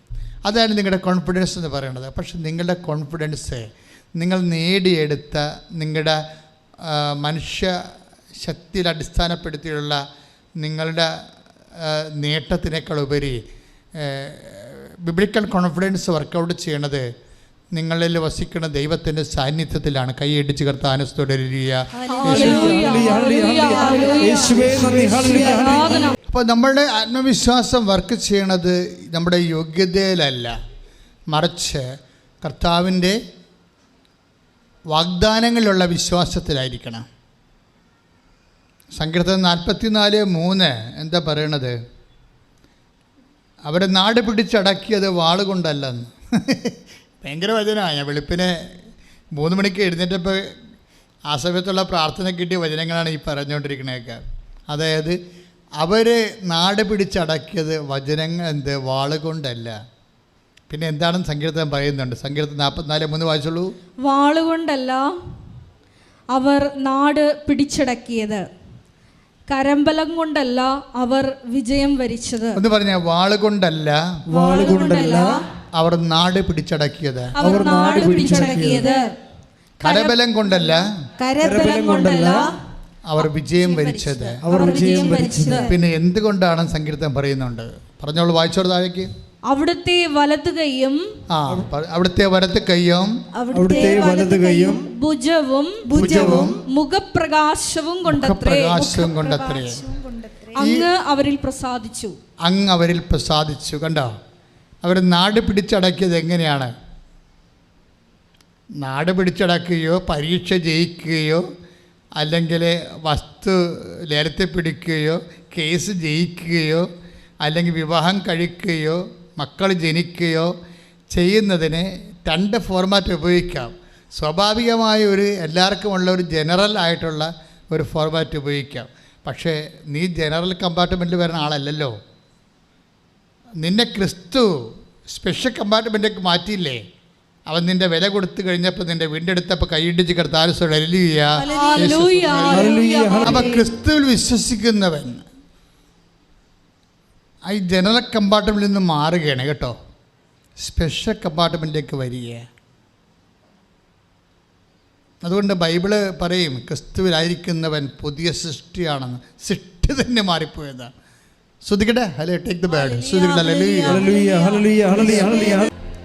വായിച്ചോളൂ. ക്രിസ്തുവിൽ ആയിരിക്കുന്നവൻ പുതിയ സൃഷ്ടിയാണ്, പഴയത് കടന്നുപോയി, ഇതാ പുതിയത് വന്നു കഴിഞ്ഞു. 2 കൊരിന്തോസ് 5:17 ഏറ്റു പറഞ്ഞേ. ക്രിസ്തുവിൽ ആയിരിക്കുന്നവൻ പുതിയ സൃഷ്ടിയാണ്. That means it's a different person. ക്രിസ്തുവിലായിരിക്കുന്നവൻ എങ്ങനെയാണ് പുതിയ സൃഷ്ടിയാകണത്? അവൻ ജനറൽ കമ്പാർട്ട്മെൻറ്റിൽ നിന്ന് മാറി. ജനറൽ കമ്പാർട്ട്മെൻറ്റ് എന്തൊക്കെയാണ് സംഭവിക്കുന്നത്? അത് മെറിറ്റിലാണ് വർക്ക് ചെയ്യണത്. ക്രിസ്തുവിലായിരിക്കുന്നവന് ഗ്രേസിൽ അവർക്ക് ചെയ്യണത്. മിരട്ടലിൻ്റെ കുഴപ്പം അവർ ആ ഒരു നാട് പിടിച്ചടക്കിയത് വാളുകൊണ്ടല്ല, അല്ലേ? നാടൊക്കെ പിടിച്ചെടുക്കുന്നത് വാളുകൊണ്ടല്ലേ? അതാണ് മെരിട്ടെന്ന് പറയണത്. പിന്നെ എന്താണ്? അവർ വിജയിച്ചത് കരബലം കൊണ്ടല്ല, മസിൽ പവർ കൊണ്ടല്ലെന്ന്. കരബലം അല്ലേ? Money power, muscle power. ഈ ലോകത്ത് ഓരോ കാര്യങ്ങൾ നടക്കുന്നത് എങ്ങനെയാണ്? മണി പവർ അല്ലേ? അല്ലെങ്കിൽ മസിൽ പവർ കൊണ്ടാണ്. അപ്പോൾ ഇതൊക്കെ മണി പവർ ഉള്ളവന് കോൺഫിഡൻസ് ഉണ്ട്, മസിൽ പവർ ഉള്ളവന് കോൺഫിഡൻസ് ഉണ്ട്. ഇത് രണ്ടും ഇല്ലാത്തവർക്ക് കോൺഫിഡൻസ് ഇല്ലെന്നല്ല, ഇത് രണ്ടും ഇല്ലാത്തവന് ഇരട്ടി കോൺഫിഡൻസ് ഉണ്ട്. The confidence of Jesus Christ കൈയടിച്ച് എന്തുകൊണ്ടാണ് ഇപ്പോൾ 2 കൊരിന്ത്യർ 5:17 പറഞ്ഞില്ലേ, ക്രിസ്തുവിലായിരിക്കുന്നവൻ ഒരു പുതിയ സൃഷ്ടി ആയിരിക്കുന്നു. ആ പുതിയ സൃഷ്ടി ആണ് എങ്ങനെയാണ്? അതെന്തുകൊണ്ടാണ്? പവർ റലം മാറിയിട്ട് പേഴ്സണിലേക്ക് വരും. ഇപ്പം പേഴ്സൺ, വ്യക്തി. ഉടമ്പടിയുടെ ഏറ്റവും വലിയ വാഗ്ദാനം എന്താണ്? I will come with you wherever you go. നീ എവിടെ പോയാലും നിൻ്റെ കൂടെ ഞാനുണ്ടാകും. 33:14 പുറപ്പാടിൻ്റെ പുസ്തകം. ശ്രദ്ധിക്കട്ടെ. പുറപ്പാട് 33:14. ഞാൻ തന്നെ നിന്നോട് കൂടെ വരികയും, ഒന്ന് പറഞ്ഞേ, ഞാൻ തന്നെ നിന്നോട് കൂടെ വരികയും നിനക്ക് ആശ്വാസം നൽകുകയും ചെയ്യും. അപ്പോൾ ഈ ഇപ്പം നമ്മൾ 11:29 കണ്ട വചനമില്ലേ, അധ്വാനിക്കുന്നവനെ, ഭാരം വഹിക്കുന്നവനെ, നിങ്ങൾ എൻ്റെ അടുത്ത് വരിക, ഞാൻ നിങ്ങളെ ആശ്വസിപ്പിക്കാമെന്ന് പറയണത് ഒരാശ്വാസം, ഒരു സർവീസായിട്ട് കൊടുക്കുകയല്ല. ഇത് comfort we feel from Jesus Christ, the result of his presence. അവൻ നമ്മുടെ കൂടെ വരുന്നത് കൊണ്ടാണെന്നാണ് ഇപ്പോഴും ബൈബിൾ വ്യാഖ്യാനിക്കുന്നത്. എന്താ കാര്യം? ഞാൻ തന്നെ, പുറപ്പാട് 33:14, ഞാൻ തന്നെ നിങ്ങളുടെ കൂടെ വരികയും. എങ്ങനെയാണ് വരണത്? ഉടമ്പടി പ്രകാരമാണ്. ഉടമ്പടിയുടെ പാക്കേജിലുള്ള വാഗ്ദാനങ്ങളാണ്. ഞാൻ തന്നെ നിങ്ങളുടെ കൂടെ വരികയും, പറഞ്ഞേ, ഞാൻ തന്നെ നിങ്ങളോട് കൂടെ വരികയും നിങ്ങൾക്ക് ആശ്വാസം നൽകുകയും ചെയ്യും. എവിടെയൊക്കെ വരും? കോടതി വരും, തോക്കാൻ പോണ കേസിൻ്റെ സമയത്ത് വരും. നിന്നെ പ്രതിയാക്കി കേസ് കൊടുത്തിട്ടില്ലേ, അവിടെ വരും. വാഗ്ദാനത്തിലുള്ളതാണ്. പരീക്ഷ ഹോളിൽ ആരും വരാൻ പറ്റത്തില്ല. എൻ്റെ അമ്മമാരൊക്കെ മക്കൾ പരീക്ഷ എഴുതാൻ പോകുമ്പോൾ വരാന്തെ പോയിരുന്ന് കൊന്തയെല്ലാം കണ്ടിട്ടില്ലേ? അവർക്ക് അകത്ത് കയറാൻ പറ്റത്തില്ല. പക്ഷേ ആള് അകത്ത് കയറും. എത്ര മക്കളാണ് ഇവിടെ കരഞ്ഞുകൊണ്ട് ഇവിടെ സാക്ഷ്യം പറഞ്ഞിരിക്കണത്, കർത്താവ് അമ്മ വന്ന് എനിക്കെല്ലാം പറഞ്ഞു തന്നെന്ന്. നമുക്ക് അതൊക്കെ ഓർക്കും, ഇതൊക്കെ ഒരു ഹാലൂസിനേഷനാണ്, ഇല്യൂഷനാണ് എന്നൊക്കെ ഓർക്കും. കാര്യം വല്ലാത്ത പറച്ചിലാണ് ഇവർ പറഞ്ഞു കൂട്ടണതേ. ഞാനിങ്ങനെ ഇപ്പോൾ കഴിഞ്ഞ ദിവസം ഒരു ബിടെക് ആയിട്ടുള്ള ഒരു വിദ്യാർത്ഥിയുടെ സാക്ഷ്യം കേട്ടപ്പോൾ അയാളുടെ പ്രശ്നം വെച്ച് കഴിഞ്ഞാൽ, അയാൾ പറയണത്, എനിക്ക് എപ്പോഴും ഞാൻ ചില 5-6 വിഷയത്തിൽ ഞാൻ തോക്കും എപ്പോഴായാലും. അതെന്ത് തോക്കണം വെച്ച് കഴിഞ്ഞാൽ, എനിക്ക് എൻ്റെ ഹാൻഡ് റൈറ്റിങ് അത്ര ശരിയല്ല, ഒന്ന്. രണ്ടാമത്തത്, എനിക്കിങ്ങനെ ചിന്തിക്കേണ്ടി വരും. ഓരോ ചോദ്യം കേൾക്കുമ്പോഴും ഞാനിങ്ങനെ ചിന്തിക്കും. അങ്ങനെ ചിന്തിച്ച് എഴുതി ഒരു പാവപ്പെട്ടവൻ പകുതി ആകുമ്പോൾ തന്നെ പരീക്ഷയ്ക്ക് മണിയടിക്കും, തീർന്ന്. അപ്പോഴേ 20 മാർക്ക് അല്ലെങ്കിൽ 50 മാർക്കിൻ്റെ ചോദ്യം എഴുതാൻ പറ്റത്തില്ല. അതാണ് അദ്ദേഹത്തിൻ്റെ പ്രശ്നം. അദ്ദേഹത്തിന് സമയം, അതായത് ചിന്തിച്ച് എഴുതണ കാരണം അദ്ദേഹത്തിന് സമയം കിട്ടുന്നില്ല. അതുകൊണ്ട് അദ്ദേഹം സപ്ലി അടിച്ച് മരിക്കുകയാണ്. പക്ഷേ അയാൾ ഉടമ്പടി എടുത്ത് കഴിയുമ്പോൾ ഇയാൾ പറയണ വർത്താനം ആ സാക്ഷ്യം കിടപ്പുണ്ട്. അതായത്, ഞാൻ ക്വസ്റ്റ്യൻ പേപ്പർ തുറന്നപ്പോൾ തന്നെ അമ്മ ഡിക്റ്റേഷൻ തുടങ്ങിയെന്ന്. നമുക്ക് കണ്ണ് നിറഞ്ഞു അത് കേൾക്കുമ്പോൾ. ഞാൻ ക്വസ്റ്റ്യൻ പേപ്പർ തുടങ്ങിയപ്പോൾ തന്നെ അമ്മ ഡിക്റ്റേഷൻ തുടങ്ങി. എന്താണ്? അമ്മ സാന്നിധ്യമായിട്ട് ഇതിൻ്റെ ഉത്തരം പറഞ്ഞു തരാൻ തുടങ്ങി. എന്നിട്ട് ഇപ്പം ഇങ്ങനെ എഴുതി, അതായത് എല്ലാ കൊല്ലം എഴുതുന്നതിനേക്കാളും 10 മിനിറ്റ് നേരത്തെ എല്ലാ ക്വസ്റ്റ്യനും ആൻസർ ചെയ്ത് വെച്ചിരിക്കുക, പേപ്പർ കൊടുത്തിരിക്കണം. ഇതിന് ടൈം ഷോർട്ടണിങ് എന്ന് പറയും, സമയച്ചുരുക്കാം. ഉടമ്പടിയുടെ ഒരു വാഗ്ദാനമാണ് സമയച്ചുരുക്കാം. ഇത്രയും നാൾ പുള്ളിയുടെ ഒരു കഴിവ്, അത് ചിന്തിച്ച് ആലോചിച്ച് എഴുതണ കാരണം എഴുതി ഒപ്പിക്കാൻ പറ്റാത്ത കാരണം കുറേ ക്വസ്റ്റ്യൻ വിട്ടു പോകുമായിരുന്നു. ഉടമ്പടി എടുത്തു കഴിഞ്ഞപ്പോൾ ഞാൻ തന്നെ നിൻ്റെ കൂടെ വരുമെന്ന് പറഞ്ഞല്ലോ, അത് ഉടമ്പടിയിലുള്ളതല്ലേ. അങ്ങനെ വേറെ ഒരു പ്രാർത്ഥനയ്ക്കും ഇല്ലല്ലോ. അതിന് വേറെ ഒരു പ്രാർത്ഥനയ്ക്കും അങ്ങനെ അഷുറൻസ് ഇല്ല. I will come with you എന്ന് പറഞ്ഞ അഷുറൻസ് ഇല്ല. ദിവ്യകുർബാന നമ്മൾ സ്വീകരിക്കുമ്പോൾ നമുക്ക് ദിവ്യകുർബാനയുടെ ഒരു സാന്നിധ്യമുണ്ട്, പക്ഷെ അത് അലൗകികമായ സാന്നിധ്യമാണ്. ഇതുപോലെ പ്രാക്ടിക്കൽ ഫീൽഡിൽ ഒരു പ്രകടനപരത വ്യക്തമല്ല. അത് കാര്യം അതിനു വേണ്ടിയുള്ളതല്ല. ദിവ്യകുർബാന നിത്യതയ്ക്ക് വേണ്ടി ദൈവം സ്ഥാപിച്ചതാണ്. അല്ല നമ്മുടെ അനുദിന ജീവിതത്തിൻ്റെ ആവശ്യങ്ങൾക്ക് അതിന് പ്രൈമറി ഫോക്കസിങ് ഉള്ളതല്ല. എപ്പോഴും നമ്മൾ ശ്രദ്ധിക്കണം. അത് കർത്താവ് വളരെ കൃത്യവും വ്യക്തവുമായി പറഞ്ഞിട്ടുള്ളതാണ്, നിത്യതയ്ക്ക് വേണ്ടിയുള്ളതാണ്. യേശുക്രിസ്തുവിൻ്റെ ഉയർപ്പ് പങ്കാളിത്തം നിനക്ക് ലഭിക്കണമെന്നുണ്ടെങ്കിൽ അവൻ്റെ വിശുദ്ധ ശരീരം നീ ഭക്ഷിച്ചുകൊണ്ട് നിൻ്റെ ആത്മാവ് അമർത്യത പ്രാപിക്കണം. അവൻ്റെ ഉത്ഥാനത്തിൻ്റെ പങ്കാളിത്തം നമുക്ക് ലഭിക്കണത് അതുവഴിയാണ്. അപ്പം അതുകൊണ്ട് തന്നെ ദിവ്യകുർബാന പങ്കെടുക്കുമ്പോൾ, ഇപ്പം നിനക്ക് കുർബാന സ്വീകരിക്കാൻ പറ്റാത്തൊരു അവസ്ഥയിലാണെങ്കിൽ പോലും ദിവ്യകുർബാനയെ പങ്കെടുക്കുമ്പോൾ ഞാൻ നിത്യതയ്ക്ക് വേണ്ടിയുള്ള കൂദാശയിൽ എൻ്റെ വിശ്വാസം പ്രഖ്യാപിക്കണം എന്നുള്ള ബോധത്തോടു കൂടിയാണ് നീ പങ്കെടുക്കണമെങ്കിൽ കർത്താവ് അതിൻ്റെ തനത് കൃപ നിനക്ക് തന്നിരിക്കാം. പക്ഷേ എപ്പോഴും നമ്മൾ ശ്രദ്ധിക്കുന്നത് ദിവ്യകുർബാന എന്ന് പറയുമ്പോൾ അത് മനുഷ്യന്മാർ ചില സമയത്ത് അത് നിത്യതയെ അങ്ങ് മറന്നു കളഞ്ഞിട്ട് അനുദിന ജീവിതത്തിൻ്റെ എല്ലാ വിഷയങ്ങളും കൊണ്ടുവന്ന് കുർബാനയെ ഡംപ് ചെയ്യും. അപ്പോൾ കുർബാനയുടെ ഉദ്ദേശം മാറിപ്പോകും, അല്ലേ? കുർബാനയുടെ ദൈവിക ലക്ഷ്യം അട്ടിമറിക്കപ്പെടും. അത് പിശാചിടാന്ന് നമുക്കറിയത്തില്ല. ദൈവിക ലക്ഷ്യമുണ്ടല്ലോ, ഓരോ കാര്യങ്ങൾക്കും ഓരോ ലക്ഷ്യമില്ലേ. പഴത്താറയിൽ കുർബാന അർപ്പിക്കുന്ന ബലിപീഠമാണിത്. ഈ ബലിപീഠത്തെ കൊണ്ടുവന്ന് ഞാൻ ചോറ് തിന്നാനുള്ള അവസ്ഥ എന്തായിരിക്കും? It is very simple. ഇത് ബലിപീഠമാണിത്, അല്ലേ? ഇത് കർത്താവിൻ്റെ കുർബാന അർപ്പിക്കാൻ മാത്രമേ ബലിപീഠം ഉപയോഗിക്കത്തുള്ളൂ. അതായത് അങ്ങനെ വരുമ്പോൾ ഈ ബലിപീഠത്തെ കൊണ്ടുവന്നിട്ട് ഞാൻ പുട്ടും കാപ്പിയും കഴിച്ചാലുള്ള അവസ്ഥ എന്തായിരിക്കും? ഏതാണ്ട് ഇതുപോലെയാണ് പരിശുദ്ധ കുർബാന അർപ്പിക്കുമ്പോൾ നമ്മുടെ ജീവിതത്തിൻ്റെ പ്രാഥമികമായ ആവശ്യങ്ങൾ, ശാരീരികമായ ആവശ്യങ്ങൾ മാത്രം പറയുമ്പോൾ ഉണ്ടാകുന്ന ഒരു വ്യത്യാസം. കാര്യം അതിനുവേണ്ടി അല്ലല്ലോ സ്ഥാപിച്ചത്. അതൊക്കെ ഈശോ പറഞ്ഞത് അതൊക്കെ ചേർത്ത് നൽകുമെന്നല്ലേ പറഞ്ഞത്? അതൊക്കെ ചേർത്ത് നൽകും. പിന്നെന്ത് ചെയ്യണം? നീ ആദ്യം ദൈവരാജ്യത്തെയും അതിൻ്റെ നീതിയെയും കുറിച്ച് അന്വേഷിക്കണം. അപ്പോൾ ദൈവരാജ്യത്തിൻ്റെ നീതി, ആ ദൈവരാജ്യം നിലവിൽ വരാൻ വേണ്ടിയുള്ള നീതിപ്രവർത്തനങ്ങൾ, അതിൻ്റെ അകത്ത് കാരുണ്യ പ്രവൃത്തികളെല്ലാം ഉണ്ട്. അതിൻ്റെ അകത്ത് അവകാശ പോരാട്ടങ്ങൾ വരെയുണ്ട്. ഇപ്പം ഇന്ന് വിഴിഞ്ഞത്തിൻ്റെ 100-ാം ദിവസമാണ്. ഇപ്പം ഞങ്ങൾക്ക് ഈ കാലത്ത് വളരെ ജാഗ്രതയുള്ളവരാണ്. ഒരു ജനവിഭാഗം മുഴുവനും കടലോരത്ത് അമ്മയും കുഞ്ഞും ഭർത്താവും ഭാര്യയും അയങ്ങളമാരും എല്ലാം കൂടി ഒറ്റമുറിയിൽ താമസിച്ചിട്ട് 4 വർഷമായി. അപ്പം അങ്ങനെയുള്ള ഒരു സമയം അവർക്ക് സ്വന്തമായിട്ട് വീട് സ്ഥലം ഉണ്ടായിരുന്നവരാണ്. അശാസ്ത്രീയമായ വികസനത്തിൻ്റെ പേരിൽ കടൽ കയറി അതെല്ലാം നശിപ്പിച്ചിട്ട് അവരെ റീസ്റ്റേറ്റ് ചെയ്യാൻ ഗവൺമെൻറ് പറ്റണില്ല എന്നുണ്ടെങ്കിൽ നമ്മൾ റീസ്റ്റേറ്റ് ചെയ്യാൻ പറ്റിയ സംവിധാനങ്ങളെക്കുറിച്ച് ഗവൺമെൻറ് സമ്മർദ്ദം ചെലുത്താൻ ആവശ്യമായ അവകാശ പോരാട്ടങ്ങൾ, അനീതിക്ക് വേണ്ടി നീതിക്ക് വേണ്ടി വിശക്കാൻ പറഞ്ഞ, നീതിക്ക് വേണ്ടി കരയാൻ പറഞ്ഞ കർത്താവിൻ്റെ വചനത്തിന് കൊടുക്കുന്ന മാംസധാരണങ്ങളാണ് അവകാശ പോരാട്ട സമരങ്ങൾ. കൈയിടിച്ച് കർത്താവ് ഹല്ലേലൂയ. അപ്പോൾ അന്വേഷിക്കാൻ കഴിയുന്ന ഇപ്പോൾ തന്നെ അവിടുത്തെ അന്വേഷിക്കുവിൻ. Take the word of God. അതായത് ഇപ്പം എൻ്റെ മനസ്സിൽ ഈശോ തന്നൊരു വചനമാണിത്.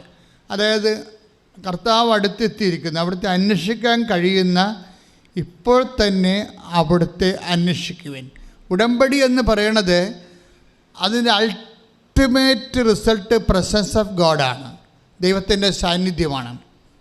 ഉടമ്പടി അതെടുത്ത വ്യക്തികൾ ശരിക്കും ദൈവത്തിൻ്റെ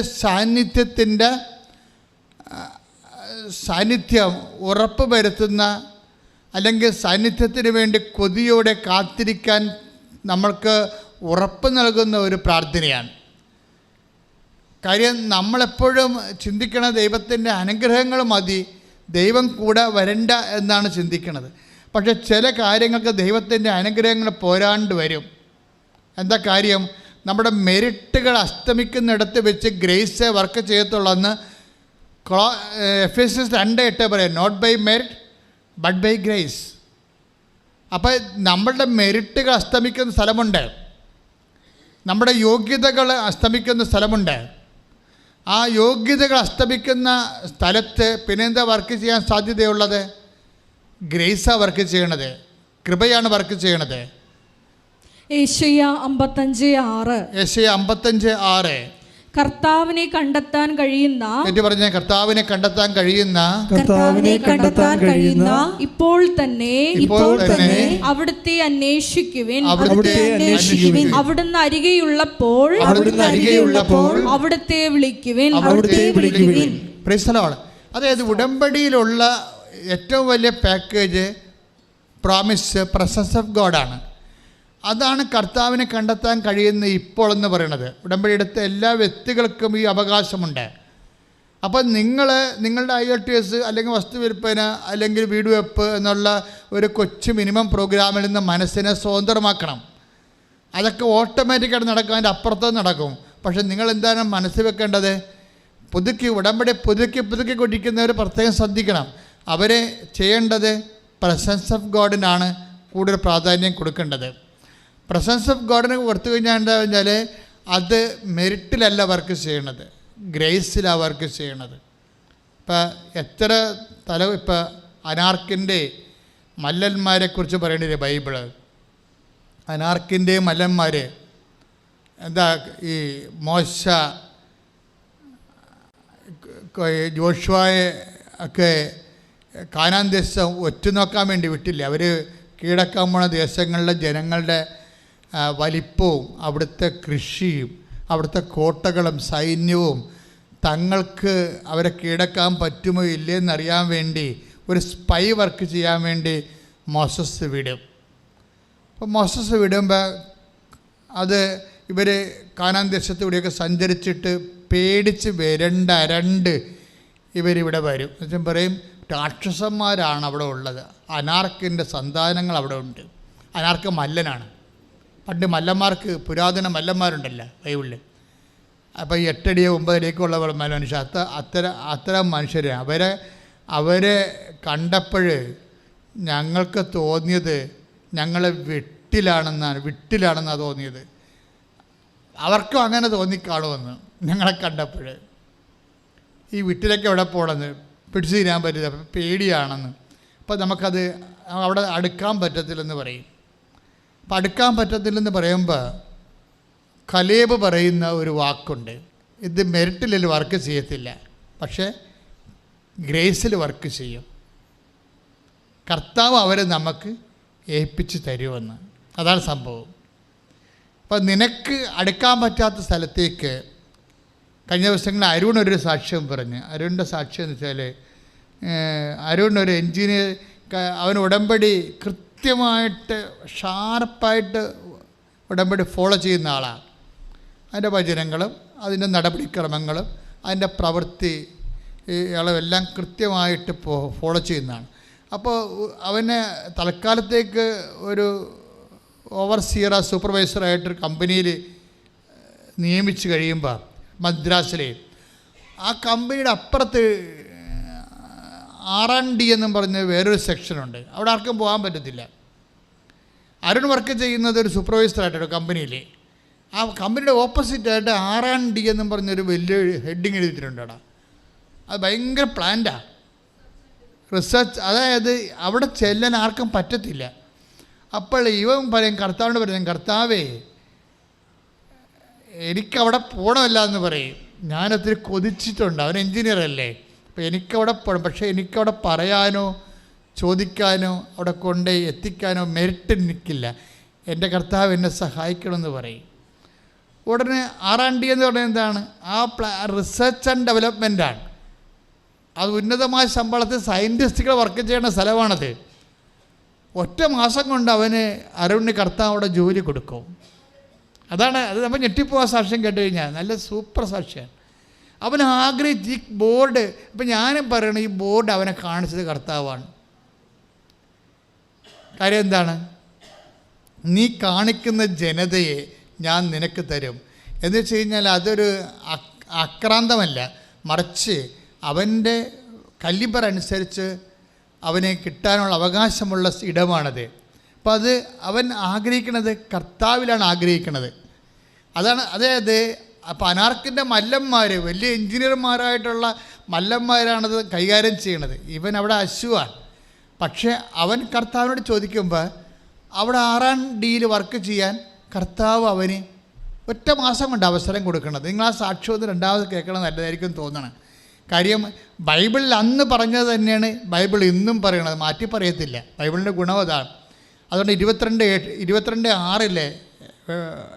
22:6 നടപടി വെളിപാടിൻ്റെ പുസ്തകം. ശ്രദ്ധിക്കട്ടെ. ഹല്ലേലൂയ.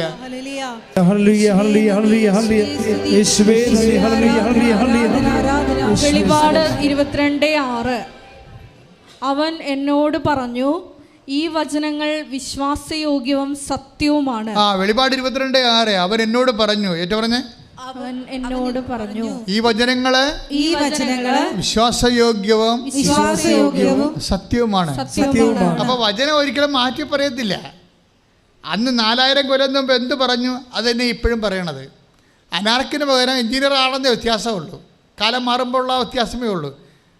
ഇവിടെ വലിയ എഞ്ചിനീയർമാരും ശാസ്ത്രജ്ഞന്മാരായിരുന്ന മല്ലന്മാരുടെ സ്ഥലത്താണ് ഇവന് ഓഹരി വേണമെന്നാണ് ഇവൻ പറയണത്. ഇവൻ്റെ യോഗ്യത എന്താണ്? അവൻ്റെ യോഗ്യത ഉടമ്പടി മാത്രം. കൈയിടിച്ച് കർത്താവ്.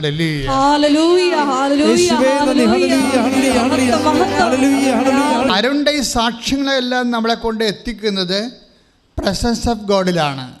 33:14 പറഞ്ഞില്ലേ, അങ്ങ് ഞങ്ങളുടെ കൂടെ,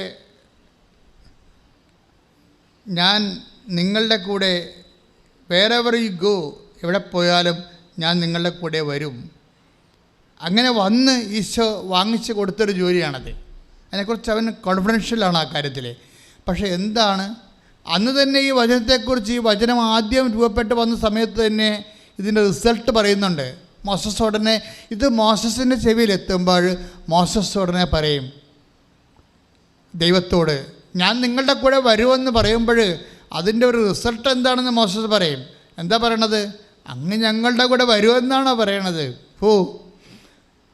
അങ്ങ് ഞങ്ങളുടെ കൂടെ വന്നാൽ we will be A different people, ഞങ്ങൾ വ്യത്യസ്തരായിരിക്കുമെന്ന് കൈയിടിച്ച് കർത്താവ്. 33:16 പുറപ്പാട് 33:16. അങ്ങ് ഞങ്ങളോടൊത്ത് യാത്ര ചെയ്യുമെങ്കിൽ, പറഞ്ഞ അങ്ങ് ഞങ്ങളോടൊത്ത് യാത്ര ചെയ്യുമെങ്കിൽ ഞാനും അങ്ങയുടെ ജനവും ഭൂമുഖത്തുള്ള എല്ലാ ജനതകളിൽ നിന്ന് വ്യത്യസ്തരായിരിക്കും. എന്തുകൊണ്ടാണ് കലേബ് അങ്ങനെ പറയണത്? എല്ലാവരും പറഞ്ഞ മല്ലന്മാരും നമ്മളെ വെട്ടിലിനെ പോലെ പിടിച്ചു തിന്നുമെന്ന് പറയുമ്പോൾ പേടിച്ചു. നമുക്കും പേടിയുണ്ടാകത്തല്ലേ. സ്ഥലം ഇളക്കാൻ ചെല്ലുമ്പോൾ, കഴിഞ്ഞ ദിവസം ഒരു സാക്ഷ്യമുണ്ട്, ഞാൻ ചിരിച്ചു പോയി. സ്ഥലം ഇളക്കാൻ ചെല്ലുമ്പോൾ കൈയും കാലും വെട്ടാൻ വേണ്ടി അവിടെ നിൽപ്പുണ്ട്. അപ്പോൾ വെളുപ്പിനെയൊക്കെ പേടിയാണ്. നാളെ രാവിലെ വെളുപ്പിന് സ്ഥലം ഇളക്കലാണ്. അപ്പോൾ കൈയും കാലും വെട്ടാൻ വേണ്ടി അവിടെ ആൾക്കാർ നിൽക്കുകയും വെളുപ്പിന് എങ്ങനെ പോകും എന്നും പറഞ്ഞ് വിറച്ച് തെല്ലി ആണ് കിടക്കണത്. വെളുപ്പിനായപ്പോൾ ഒരു സ്വപ്നം, മാതാവ് അളവ് ചങ്ങലയും പിടിച്ച് നിൽക്കണം. മാതാവേ, അപ്പോൾ ഇവിടെ എഴുന്നേറ്റപ്പം തന്നെ ചാടി ഫ്രഷായി നേരെ പോയി. എന്താണ്? എൻ്റെ അമ്മ അവിടെ എനിക്ക് മുമ്പേ അളക്കാൻ ചെന്നിരിക്കുന്നു. കൈയിടിച്ച് കർത്താവ്.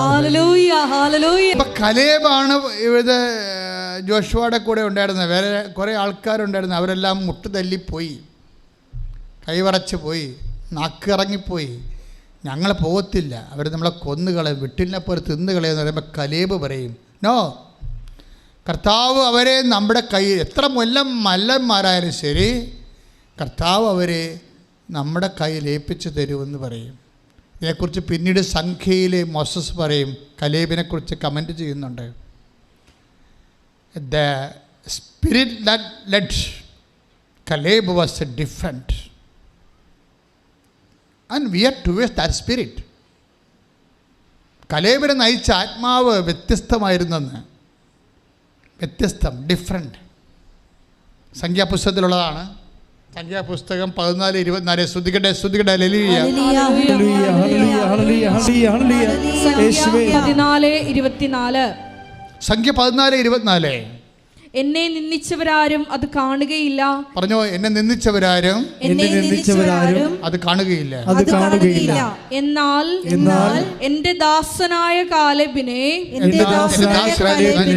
അവൻ ഒറ്റുനോക്കിയ ദേശത്തേക്ക് ഞാൻ കൊണ്ടുപോകും. കൈയടിച്ച് കർത്താവിനെ സ്തുതിക്കട്ടെ. വായിച്ചോളൂ. സെയിം പാരഗ്രാഫ് വായിച്ചോളൂ. സംഖ്യ 14:24. അവന്റെ സന്തതികൾ പറഞ്ഞു, അവന്റെ സന്തതികൾ അത് കൈവശമാക്കും. എന്തെന്നാൽ അവനെ നയിച്ച ചൈതന്യം വ്യത്യസ്തമാണ്. അവൻ എന്നെ പൂർണ്ണമായി അനുഗമിക്കുകയും ചെയ്തു. ഇതാണ് ശ്രദ്ധിക്കേണ്ടത്. പണ്ട് മോസസ് പറഞ്ഞില്ലേ കർത്താവിനോട്, ഞങ്ങളുടെ കൂടെ വരികയാണെങ്കിൽ 33:16 പുറപ്പാട് പുസ്തകം 33:16 എന്ന് പറഞ്ഞ് അങ്ങ് ഞങ്ങളുടെ കൂടെ വരികയാണെങ്കിൽ ഭൂമുഖത്തുള്ള സകല മനുഷ്യരെക്കാളും ഞങ്ങൾ വ്യത്യസ്തരായിരിക്കും. അത് തന്നെയല്ല മോസസ് ഇപ്പോഴ് കലേബിനെ കുറിച്ച് പറയണത്. മറ്റാരെയും അന്ന് ഒറ്റുനോക്കാൻ പോയപ്പോഴേ വെറസലിൽ വീണ ആൾക്കാരെ ആർക്കും അവകാശം കൊടുത്തില്ല. സ്വന്തം മെരിറ്റിൽ ആശ്രയിച്ചവർക്ക് അവകാശമില്ല. ഉടമ്പടി വർക്ക് ചെയ്യണത് not by merit but by grace. എന്താണ്? അവർക്ക് അവകാശമില്ല. കലേബ് കർത്താവിൻ്റെ നാമത്തെ മഹത്വപ്പെടുത്തി. ദൈവം ഏൽപ്പിച്ചു തരാൻ പോകുന്ന ജനതയെ കണ്ടപ്പോഴേ വിറച്ച് അവരെ കീഴടക്കാൻ ഞങ്ങൾക്ക് പറ്റത്തില്ലല്ലോ എന്ന് പറഞ്ഞുകൊണ്ട് ദൈവത്തിൻ്റെ വാഗ്ദാനങ്ങൾ അവിശ്വസിച്ചവർക്ക് അവകാശമില്ല. ദൈവത്തിൻ്റെ വാഗ്ദാനങ്ങൾ വിശ്വസിച്ച Caleb, the spirit that led Caleb was a different. അവനെ നയിച്ച ആത്മാവ് വ്യത്യസ്തമായിരുന്നു. അതാണ് മോസസ് പറയണത്, അങ്ങ് ഞങ്ങളെ കൂടെ വന്നാൽ. അപ്പോൾ എന്താ സംഭവിച്ചത്? ഒറ്റുനോക്കാൻ പോയപ്പോഴേ എങ്ങനെയാണ് കാനാൻ ദേശം ഏൽപ്പിച്ചു കൊടുത്തത്? വാഗ്ദാനങ്ങൾ വിശ്വസ്തനായവൻ വാക്ക് പാലിച്ചതാണ്. അവൻ അവരുടെ കൂടെ പോയതാണ്. എൻ്റെ ദൈവമേതല്ലേ, അവൻ്റെ വാഗ്ദാനങ്ങൾ അടിസ്ഥാനപ്പെടുത്തിക്കൊണ്ടാണ് നീ ഉടമ്പടി ചെയ്തിരിക്കുന്നത്. നിൻ്റെ ഉടമ്പടി ചെയ്യുമ്പോൾ അതിൻ്റെ അൾട്ടിമേറ്റ് റിസൾട്ട് എന്ന് പറയുന്നത് ദ പ്രസൻസ് ഓഫ് ഗാഡ്. കർത്താവ് നിൻ്റെ കൂടെ വരും. കൈയിടിച്ച് കർത്താവ് രോഗസൗഖ്യ പ്രാർത്ഥനയുടെ സമയമാണ്.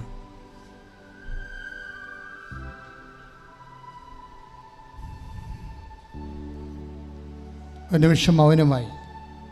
ഓൺലൈനിലുള്ളവരും ഇവിടെ തീർത്ഥാടനത്തിലായിരിക്കുന്നവർ, കർത്തൃസന്നിധി എത്തപ്പെട്ടിരിക്കുന്ന ഈ വിശുദ്ധമായ നിമിഷങ്ങളെ ഓർത്ത് നന്ദി പറയുക.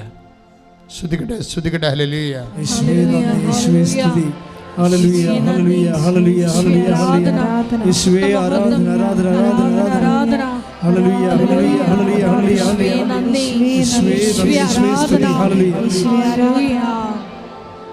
കർത്താവേ, നിൻ്റെ ഉന്നതമായ നാമത്തിന് സ്തോത്രം ചെയ്യുന്നു.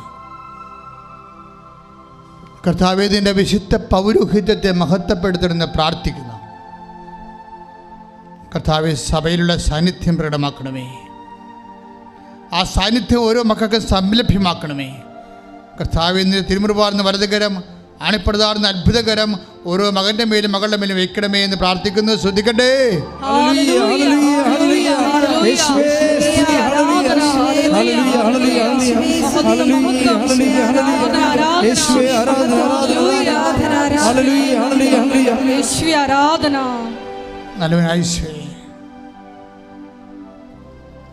അങ്ങയുടെ അനുഗ്രഹത്തെക്കാൾ വലുതാണ് അങ്ങയുടെ സാന്നിധ്യം. ഈ സാന്നിധ്യത്തിൻ്റെ വാഗ്ദാനത്തിൽ അടിസ്ഥാനപ്പെടുത്തിക്കൊണ്ട് അടിയങ്ങളെ പ്രാർത്ഥിക്കുന്നു.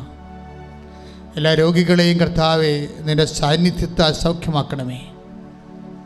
നിൻ്റെ അണിപ്രതാർന്ന വലതുകരം, തിരുമുറുവാർന്ന അത്ഭുതകരം ഉദരോഗികളുടെ മേൽ വെക്കണമെന്ന് പ്രാർത്ഥിക്കുന്നു. കർത്താവെ, അങ്ങയുടെ അണിപ്രതാർന്ന വലതുകരം, തിരുമുറുവാർന്ന അത്ഭുതകരം ശ്വാസകോശങ്ങളുടെ രോഗികളുടെ മേൽ വെക്കണമെന്ന് പ്രാർത്ഥിക്കുന്നു. കർത്താവെ, ഉദരരോഗങ്ങൾ, ക്യാൻസർ രോഗങ്ങൾ, ശ്വാസകോശ രോഗങ്ങൾ, ഹൃദയരോഗങ്ങൾ, കരൾ രോഗങ്ങൾ കർത്താവിൻ്റെ രക്തത്താൽ കഴുകപ്പെടട്ടെ. ശ്രദ്ധിക്കട്ടെ, ശ്രദ്ധിക്കട്ടെ.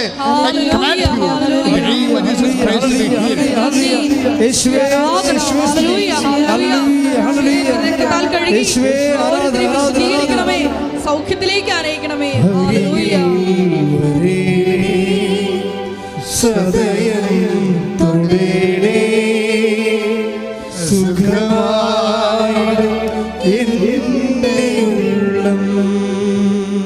നിന്റെ തിരുമുറിവാർന്ന വലതുകരം, ആണിപ്രധാന നൽഭകരം നടുവേദനയുള്ളവരെ സ്പർശിക്കണമേ കർത്താവേ.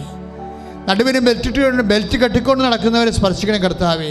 കുരിഞ്ഞോ നിവരാനോ കിടക്കാനോ തിരിയാനോ അറിയാനോ പറ്റാതെ അസ്ഥികളുടെ വേദനകളും ദ്രവിപ്പുള്ളവരെ സ്പർശിക്കണമേ. യേശു ക്രിസ്തുവിന് ഉന്നതമായ നാമത്തിൽ അസ്ഥിരോഗങ്ങളും അസ്ഥിക്കുഴകളും വിഷമമുള്ളവരും വേദനിക്കുന്നവരും നടുവേദനയുടെ രോഗികളും ഈ നിമിഷം യേശു നാമത്തിൽ സൗഖ്യമാകട്ടെ. ശ്രുതിക്കട്ടെ.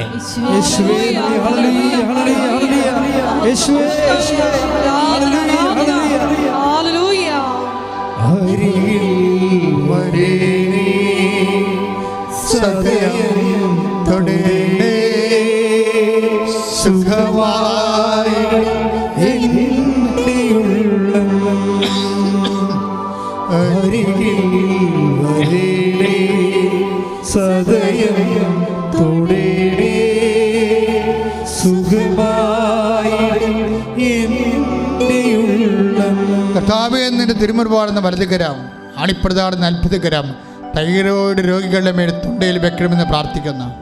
തൊണ്ടയിൽ തൈറോയ്ഡ് രോഗങ്ങളുള്ളവരെ, തൈറോയ്ഡ് ക്യാൻസർ ഉള്ളവരെ കർത്താവേ, അതുപോലെ തന്നെ കർത്താവേ ടോൺസൈറ്റ് രോഗികൾ, സ്പോണ്ടിലോസിസ് രോഗികൾ, പിൻകഴുത്തിന് വേദനയുള്ളവരെ, ഇടുപ്പലിന് വേദനയുള്ളവരെ, എല്ലാ സന്ധിബന്ധങ്ങളും കർത്താവിൻ്റെ രക്തം നിറയട്ടെ. എല്ലാ മാംസപേശികളും കർത്താവിൻ്റെ രക്തം നിറയട്ടെ. കർത്താവേ, ബ്രസ്റ്റ് ക്യാൻസർ മൂലം കർത്താവേ വേദനപ്പെടുന്നവരെ അവരെ നീ സ്പർശിക്കണമെന്ന് പ്രാർത്ഥിക്കുന്നു. നിന്റെ വിശുദ്ധമായ രക്തം ബ്രസ്റ്റിൻ്റെ എല്ലാ കോശങ്ങളിലും പെശുകളിലും കർത്താവിൻ്റെ രക്തം നിറയട്ടെ. ഏറ്റവും വലിയ കീമോയായ കർത്താവിൻ്റെ വിശുദ്ധമായ രക്തത്തെ ക്യാൻസർ രോഗികൾ യേശുനാമത്തിൽ സ്നാനം ചെയ്യപ്പെടട്ടെ. യേശുവിൻ്റെ വിശുദ്ധ രക്തം ഉള്ളം കാലം മുതൽ ഉച്ചവരെ കർത്താവിൻ്റെ രക്തം നിറയട്ടെ. കർത്താവിൻ്റെ രക്തം നിറയട്ടെ. മാരക രോഗങ്ങൾ, തീരവേദികൾ യേശുവിൻ്റെ നാമത്തിൽ സൗഖ്യമാകട്ടെ. ശ്രുതിക്കട്ടെ, ശ്രുതിക്കട്ടെ.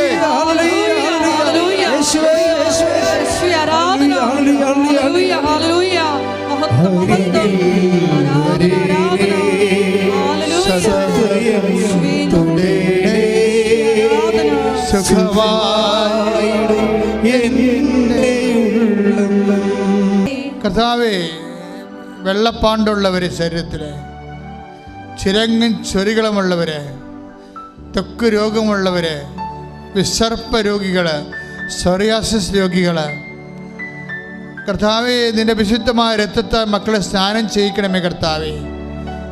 പ്രഭാഷകനിലൂടെ കർത്താവ് 16:12 പ്രാർത്ഥിക്കുന്ന മരുന്നോ ലേവനുമല്ല, അങ്ങയുടെ വചനമാണ് മക്കൾ സുഖപ്പെടുന്നത്. യേശുക്രിസ്തു ഉന്നതമായ നാമത്തിൽ അവിടുത്തെ വിശുദ്ധമായ രക്തത്തിൻ്റെ സ്നാനത്താൽ മാരക രോഗങ്ങൾ, തീരവ്യാധികൾ സൗഖ്യമാകട്ടെ. ശ്രുതിക്കട്ടെ.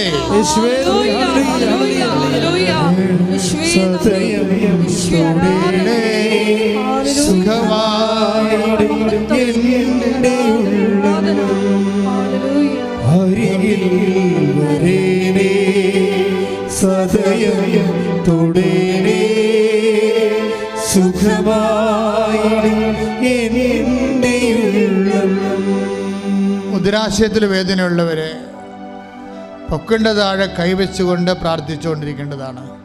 ഉദരാശയത്തിൽ വേദനയുള്ളവരെ, ഗർഭാശയത്തിൽ വേദനയുള്ളവരെ, സിസ്റ്റുള്ളവരെ, ഫെല്ലോപ്പട്ട ട്യൂബ് ബ്ലോക്കായിരിക്കുന്നവർ, ഗർഭാശയത്തിൽ സിസ്റ്റുള്ളവർ, അണ്ടവാഹിനിയിൽ സിസ്റ്റമുള്ളവർ, അണ്ടാശയത്തിൽ സിസ്റ്റുള്ളവർ ഒക്കെ അവിടെ എല്ലാം കൈകൾ വെച്ചുകൊണ്ട് പ്രാർത്ഥിക്കേണ്ടതാണ്. മക്കളില്ലാത്തവർ അടിവയറ്റി കൈവച്ചുകൊണ്ട് പ്രാർത്ഥിക്കേണ്ടതാണ്. കർത്താവേ, അങ്ങയുടെ വിശുദ്ധ പൗരോഹിത്യത്തെ ഇപ്പോൾ മഹത്വപ്പെടുത്തണമെന്ന് പ്രാർത്ഥിക്കുന്നു. കർത്താവേ, അങ്ങയുടെ അമ്മ പരിശുദ്ധ അമ്മ ദേവമാതാവ് പ്രത്യക്ഷപ്പെട്ട അൾത്താറയിൽ അങ്ങ് ജീവനോടെ ജ്വലിച്ച് ദിവ്യകാരുണ്യമായി ഉയർന്നു നിൽക്കുന്ന ആരാധ്യമായ നിമിഷങ്ങളിൽ ദൈവകൃപ മഴയായി ചൊരിയട്ടെ. ദൈവകൃപ മഴയായി ചൊരിയട്ടെ. ഓൺലൈനിൽ പ്രാർത്ഥിക്കുന്ന മക്കളുടെ മേലും ഇവിടെ തീർത്ഥാടനത്തിൽ പ്രാർത്ഥിക്കുന്ന മക്കളുടെ മേലും ഉള്ളംകാലം മുതൽ ഉച്ചവരെ കർത്താവിൻ്റെ കൃപ ചൊരിയട്ടെ. എല്ലാ ആമാശയ രോഗങ്ങളും, കുടൽ രോഗങ്ങൾ, അൾസർ രോഗങ്ങൾ, ആർഎസ്എസ് രോഗങ്ങൾ, പിസ്റ്റുല രോഗങ്ങൾ, PCOD രോഗങ്ങൾ യേശു ക്രിസ്തുവിന്റെ നാമത്തിൽ സൗഖ്യമാകട്ടെ. ശ്രുതികട്ടെ.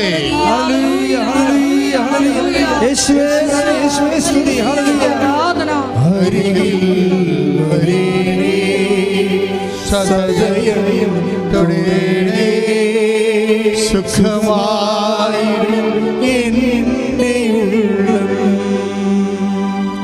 അരികിൽ വരേണേ, സദയം തൊടേണേ, സുഖമായി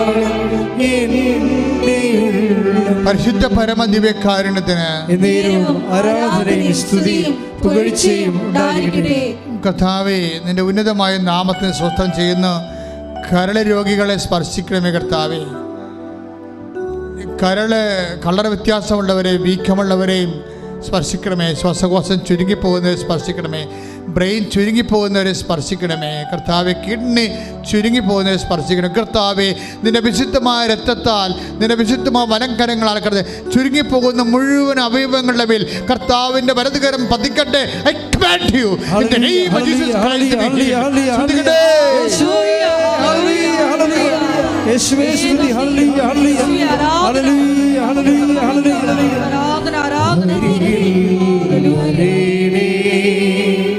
സദയം തൊടേണേ, സുഖമായി മനസ്സിൽ മൗനമായി പ്രാർത്ഥിക്കേണ്ടതാണ്. ഇവിടെ വിളിച്ചു പറയാത്ത രോഗങ്ങളെ ഓർത്ത് സമർപ്പിക്കേണ്ടതാണ്. അസ്ഥിയൂരുക്കമുള്ളവർ, അറിയാതെ മൂത്രവും മലവും രക്തവും ഒക്കെ പോകുന്നവർ, സ്രാവരോഗികൾ, കൺട്രോളില്ലാതെ പോകുന്നവർ, അവരെല്ലാം അടിവയറ്റി കൈവച്ചുകൊണ്ട് കർത്താവിൻ്റെ കണ്ണീരോടെ അവിടെ സ്പർശിക്കാൻ വേണ്ടി പ്രാർത്ഥിക്കുക. മൂത്രത്തിന് പകരം പ്ലാസ്റ്റിക് ട്യൂബുകളൊക്കെ ഉപയോഗിക്കുന്നവർ, കിടപ്പിലായപ്പോൾ രോഗികളെ ഇപ്പോൾ ഓർത്ത് കർത്താവിൻ്റെ പരിശുദ്ധമ്മയുടെ മാധ്യസ്ഥത്തിൽ ഈശോയ്ക്ക് കൈയേൽപ്പിക്കുക. കർത്താവേ, നിന്റെ വിശുദ്ധ പൗരോഹിത്യത്തെ നീ മഹത്വപ്പെടുത്തണമേ. കർത്താവേ, സഭയിലുള്ള സാന്നിധ്യം പ്രകടമാക്കണമേ. കണ്ണിന് കാഴ്ചക്കുറവുള്ളവരെ സ്പർശിക്കണമേ കർത്താവേ. മുടിക്കൊഴിഞ്ഞു പോകുന്നവരെ ചെവിക്ക് കേൾവിക്കുറവുള്ളവരെ കർത്താവെ സ്പർശിക്കണമേ. ശരീരത്തിൻ്റെ വ്യത്യസ്തങ്ങളായ അവയവങ്ങൾക്ക് പ്രഷർ പോകുന്നവരെ, കുറയുന്നവരെ സ്പർശിക്കണമേ കർത്താവേ. കടുത്ത ഷുഗർ രോഗികളെയും പ്രഷർ രോഗികളെയും സ്പർശിക്കണമേ കർത്താവേ.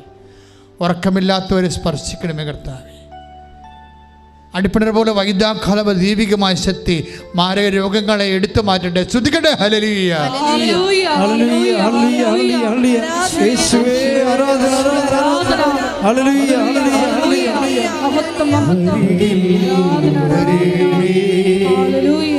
സദയം തൊടേണേ, സുഖമായി എന്നിയുള്ളം.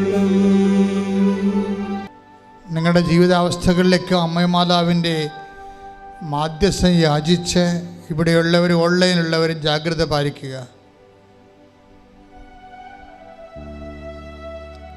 കർത്താവെ, ജോലിയില്ലാത്തവർക്ക് വേണ്ടി പ്രാർത്ഥിക്കുന്ന ഈശോ.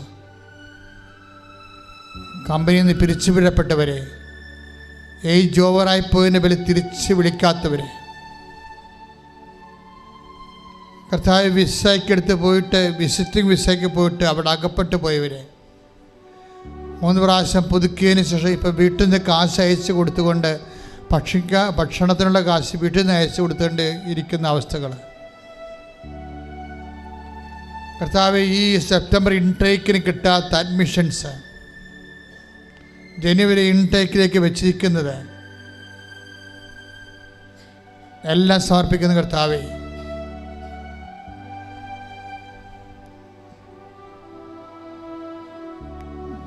കർത്താവെ ജോലി കിട്ടിയതിന് ശേഷവും പല ടെക്നിക്കലായിട്ടുള്ള സർവീസ് നിയമപരമായ പ്രശ്നങ്ങൾ വിഷമിക്കുന്നവരെ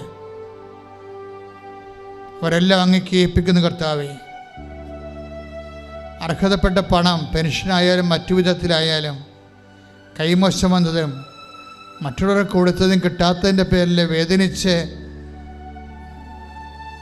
നിത്യവൃത്തി പോലും വിഷമിക്കുന്ന ആൾക്കാരെ മേൽ കർത്താവിൻ്റെ കാരുണ്യം ചൊരിയാൻ വേണ്ടി പ്രാർത്ഥിക്കുന്ന കർത്താവെ,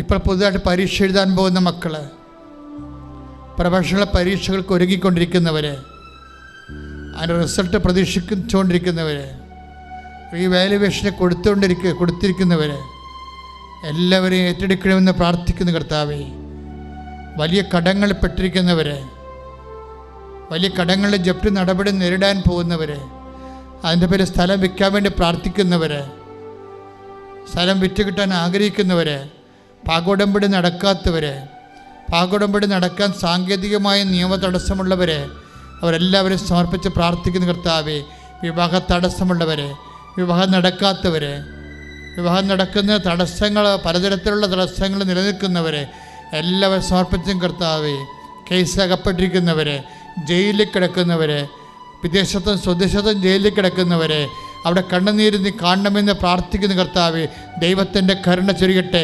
എല്ലാ ചങ്ങലകളും യേശുക്രിസ്തുവിന്റെ നാമത്തിൽ മുറിഞ്ഞു മാറട്ടെ. ശ്രുതിക്കട്ടെ, ശ്രുതിക്കട്ടെ.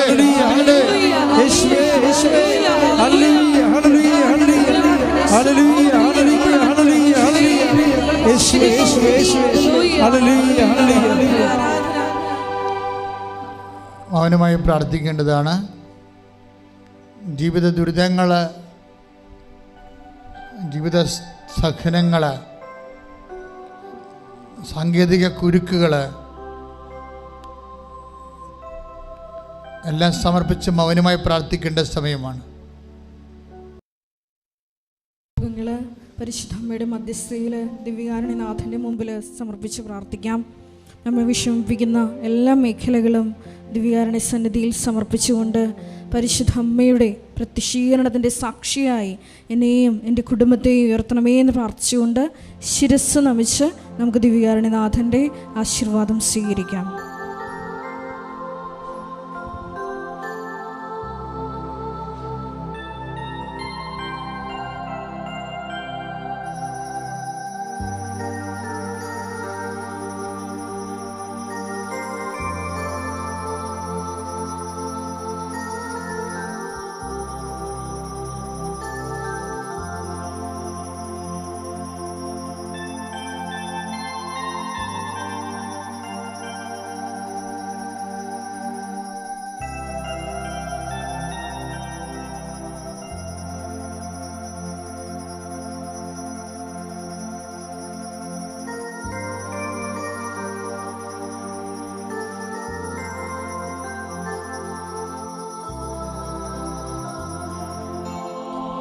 പരിശുദ്ധ പരമമാ ദിവ്യകാരുണ്യമേ, എന്നുമെന്നും അങ്ങേക്ക് ആരാധന. പരിശുദ്ധ പരമമാ ദിവ്യകാരുണ്യമേ,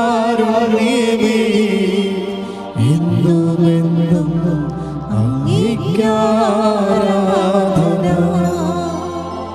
പരിശുദ്ധ പരമമാ ദിവ്യകാരുണ്യമേ, എന്നുമെന്നും അങ്ങേക്ക് ആരാധന.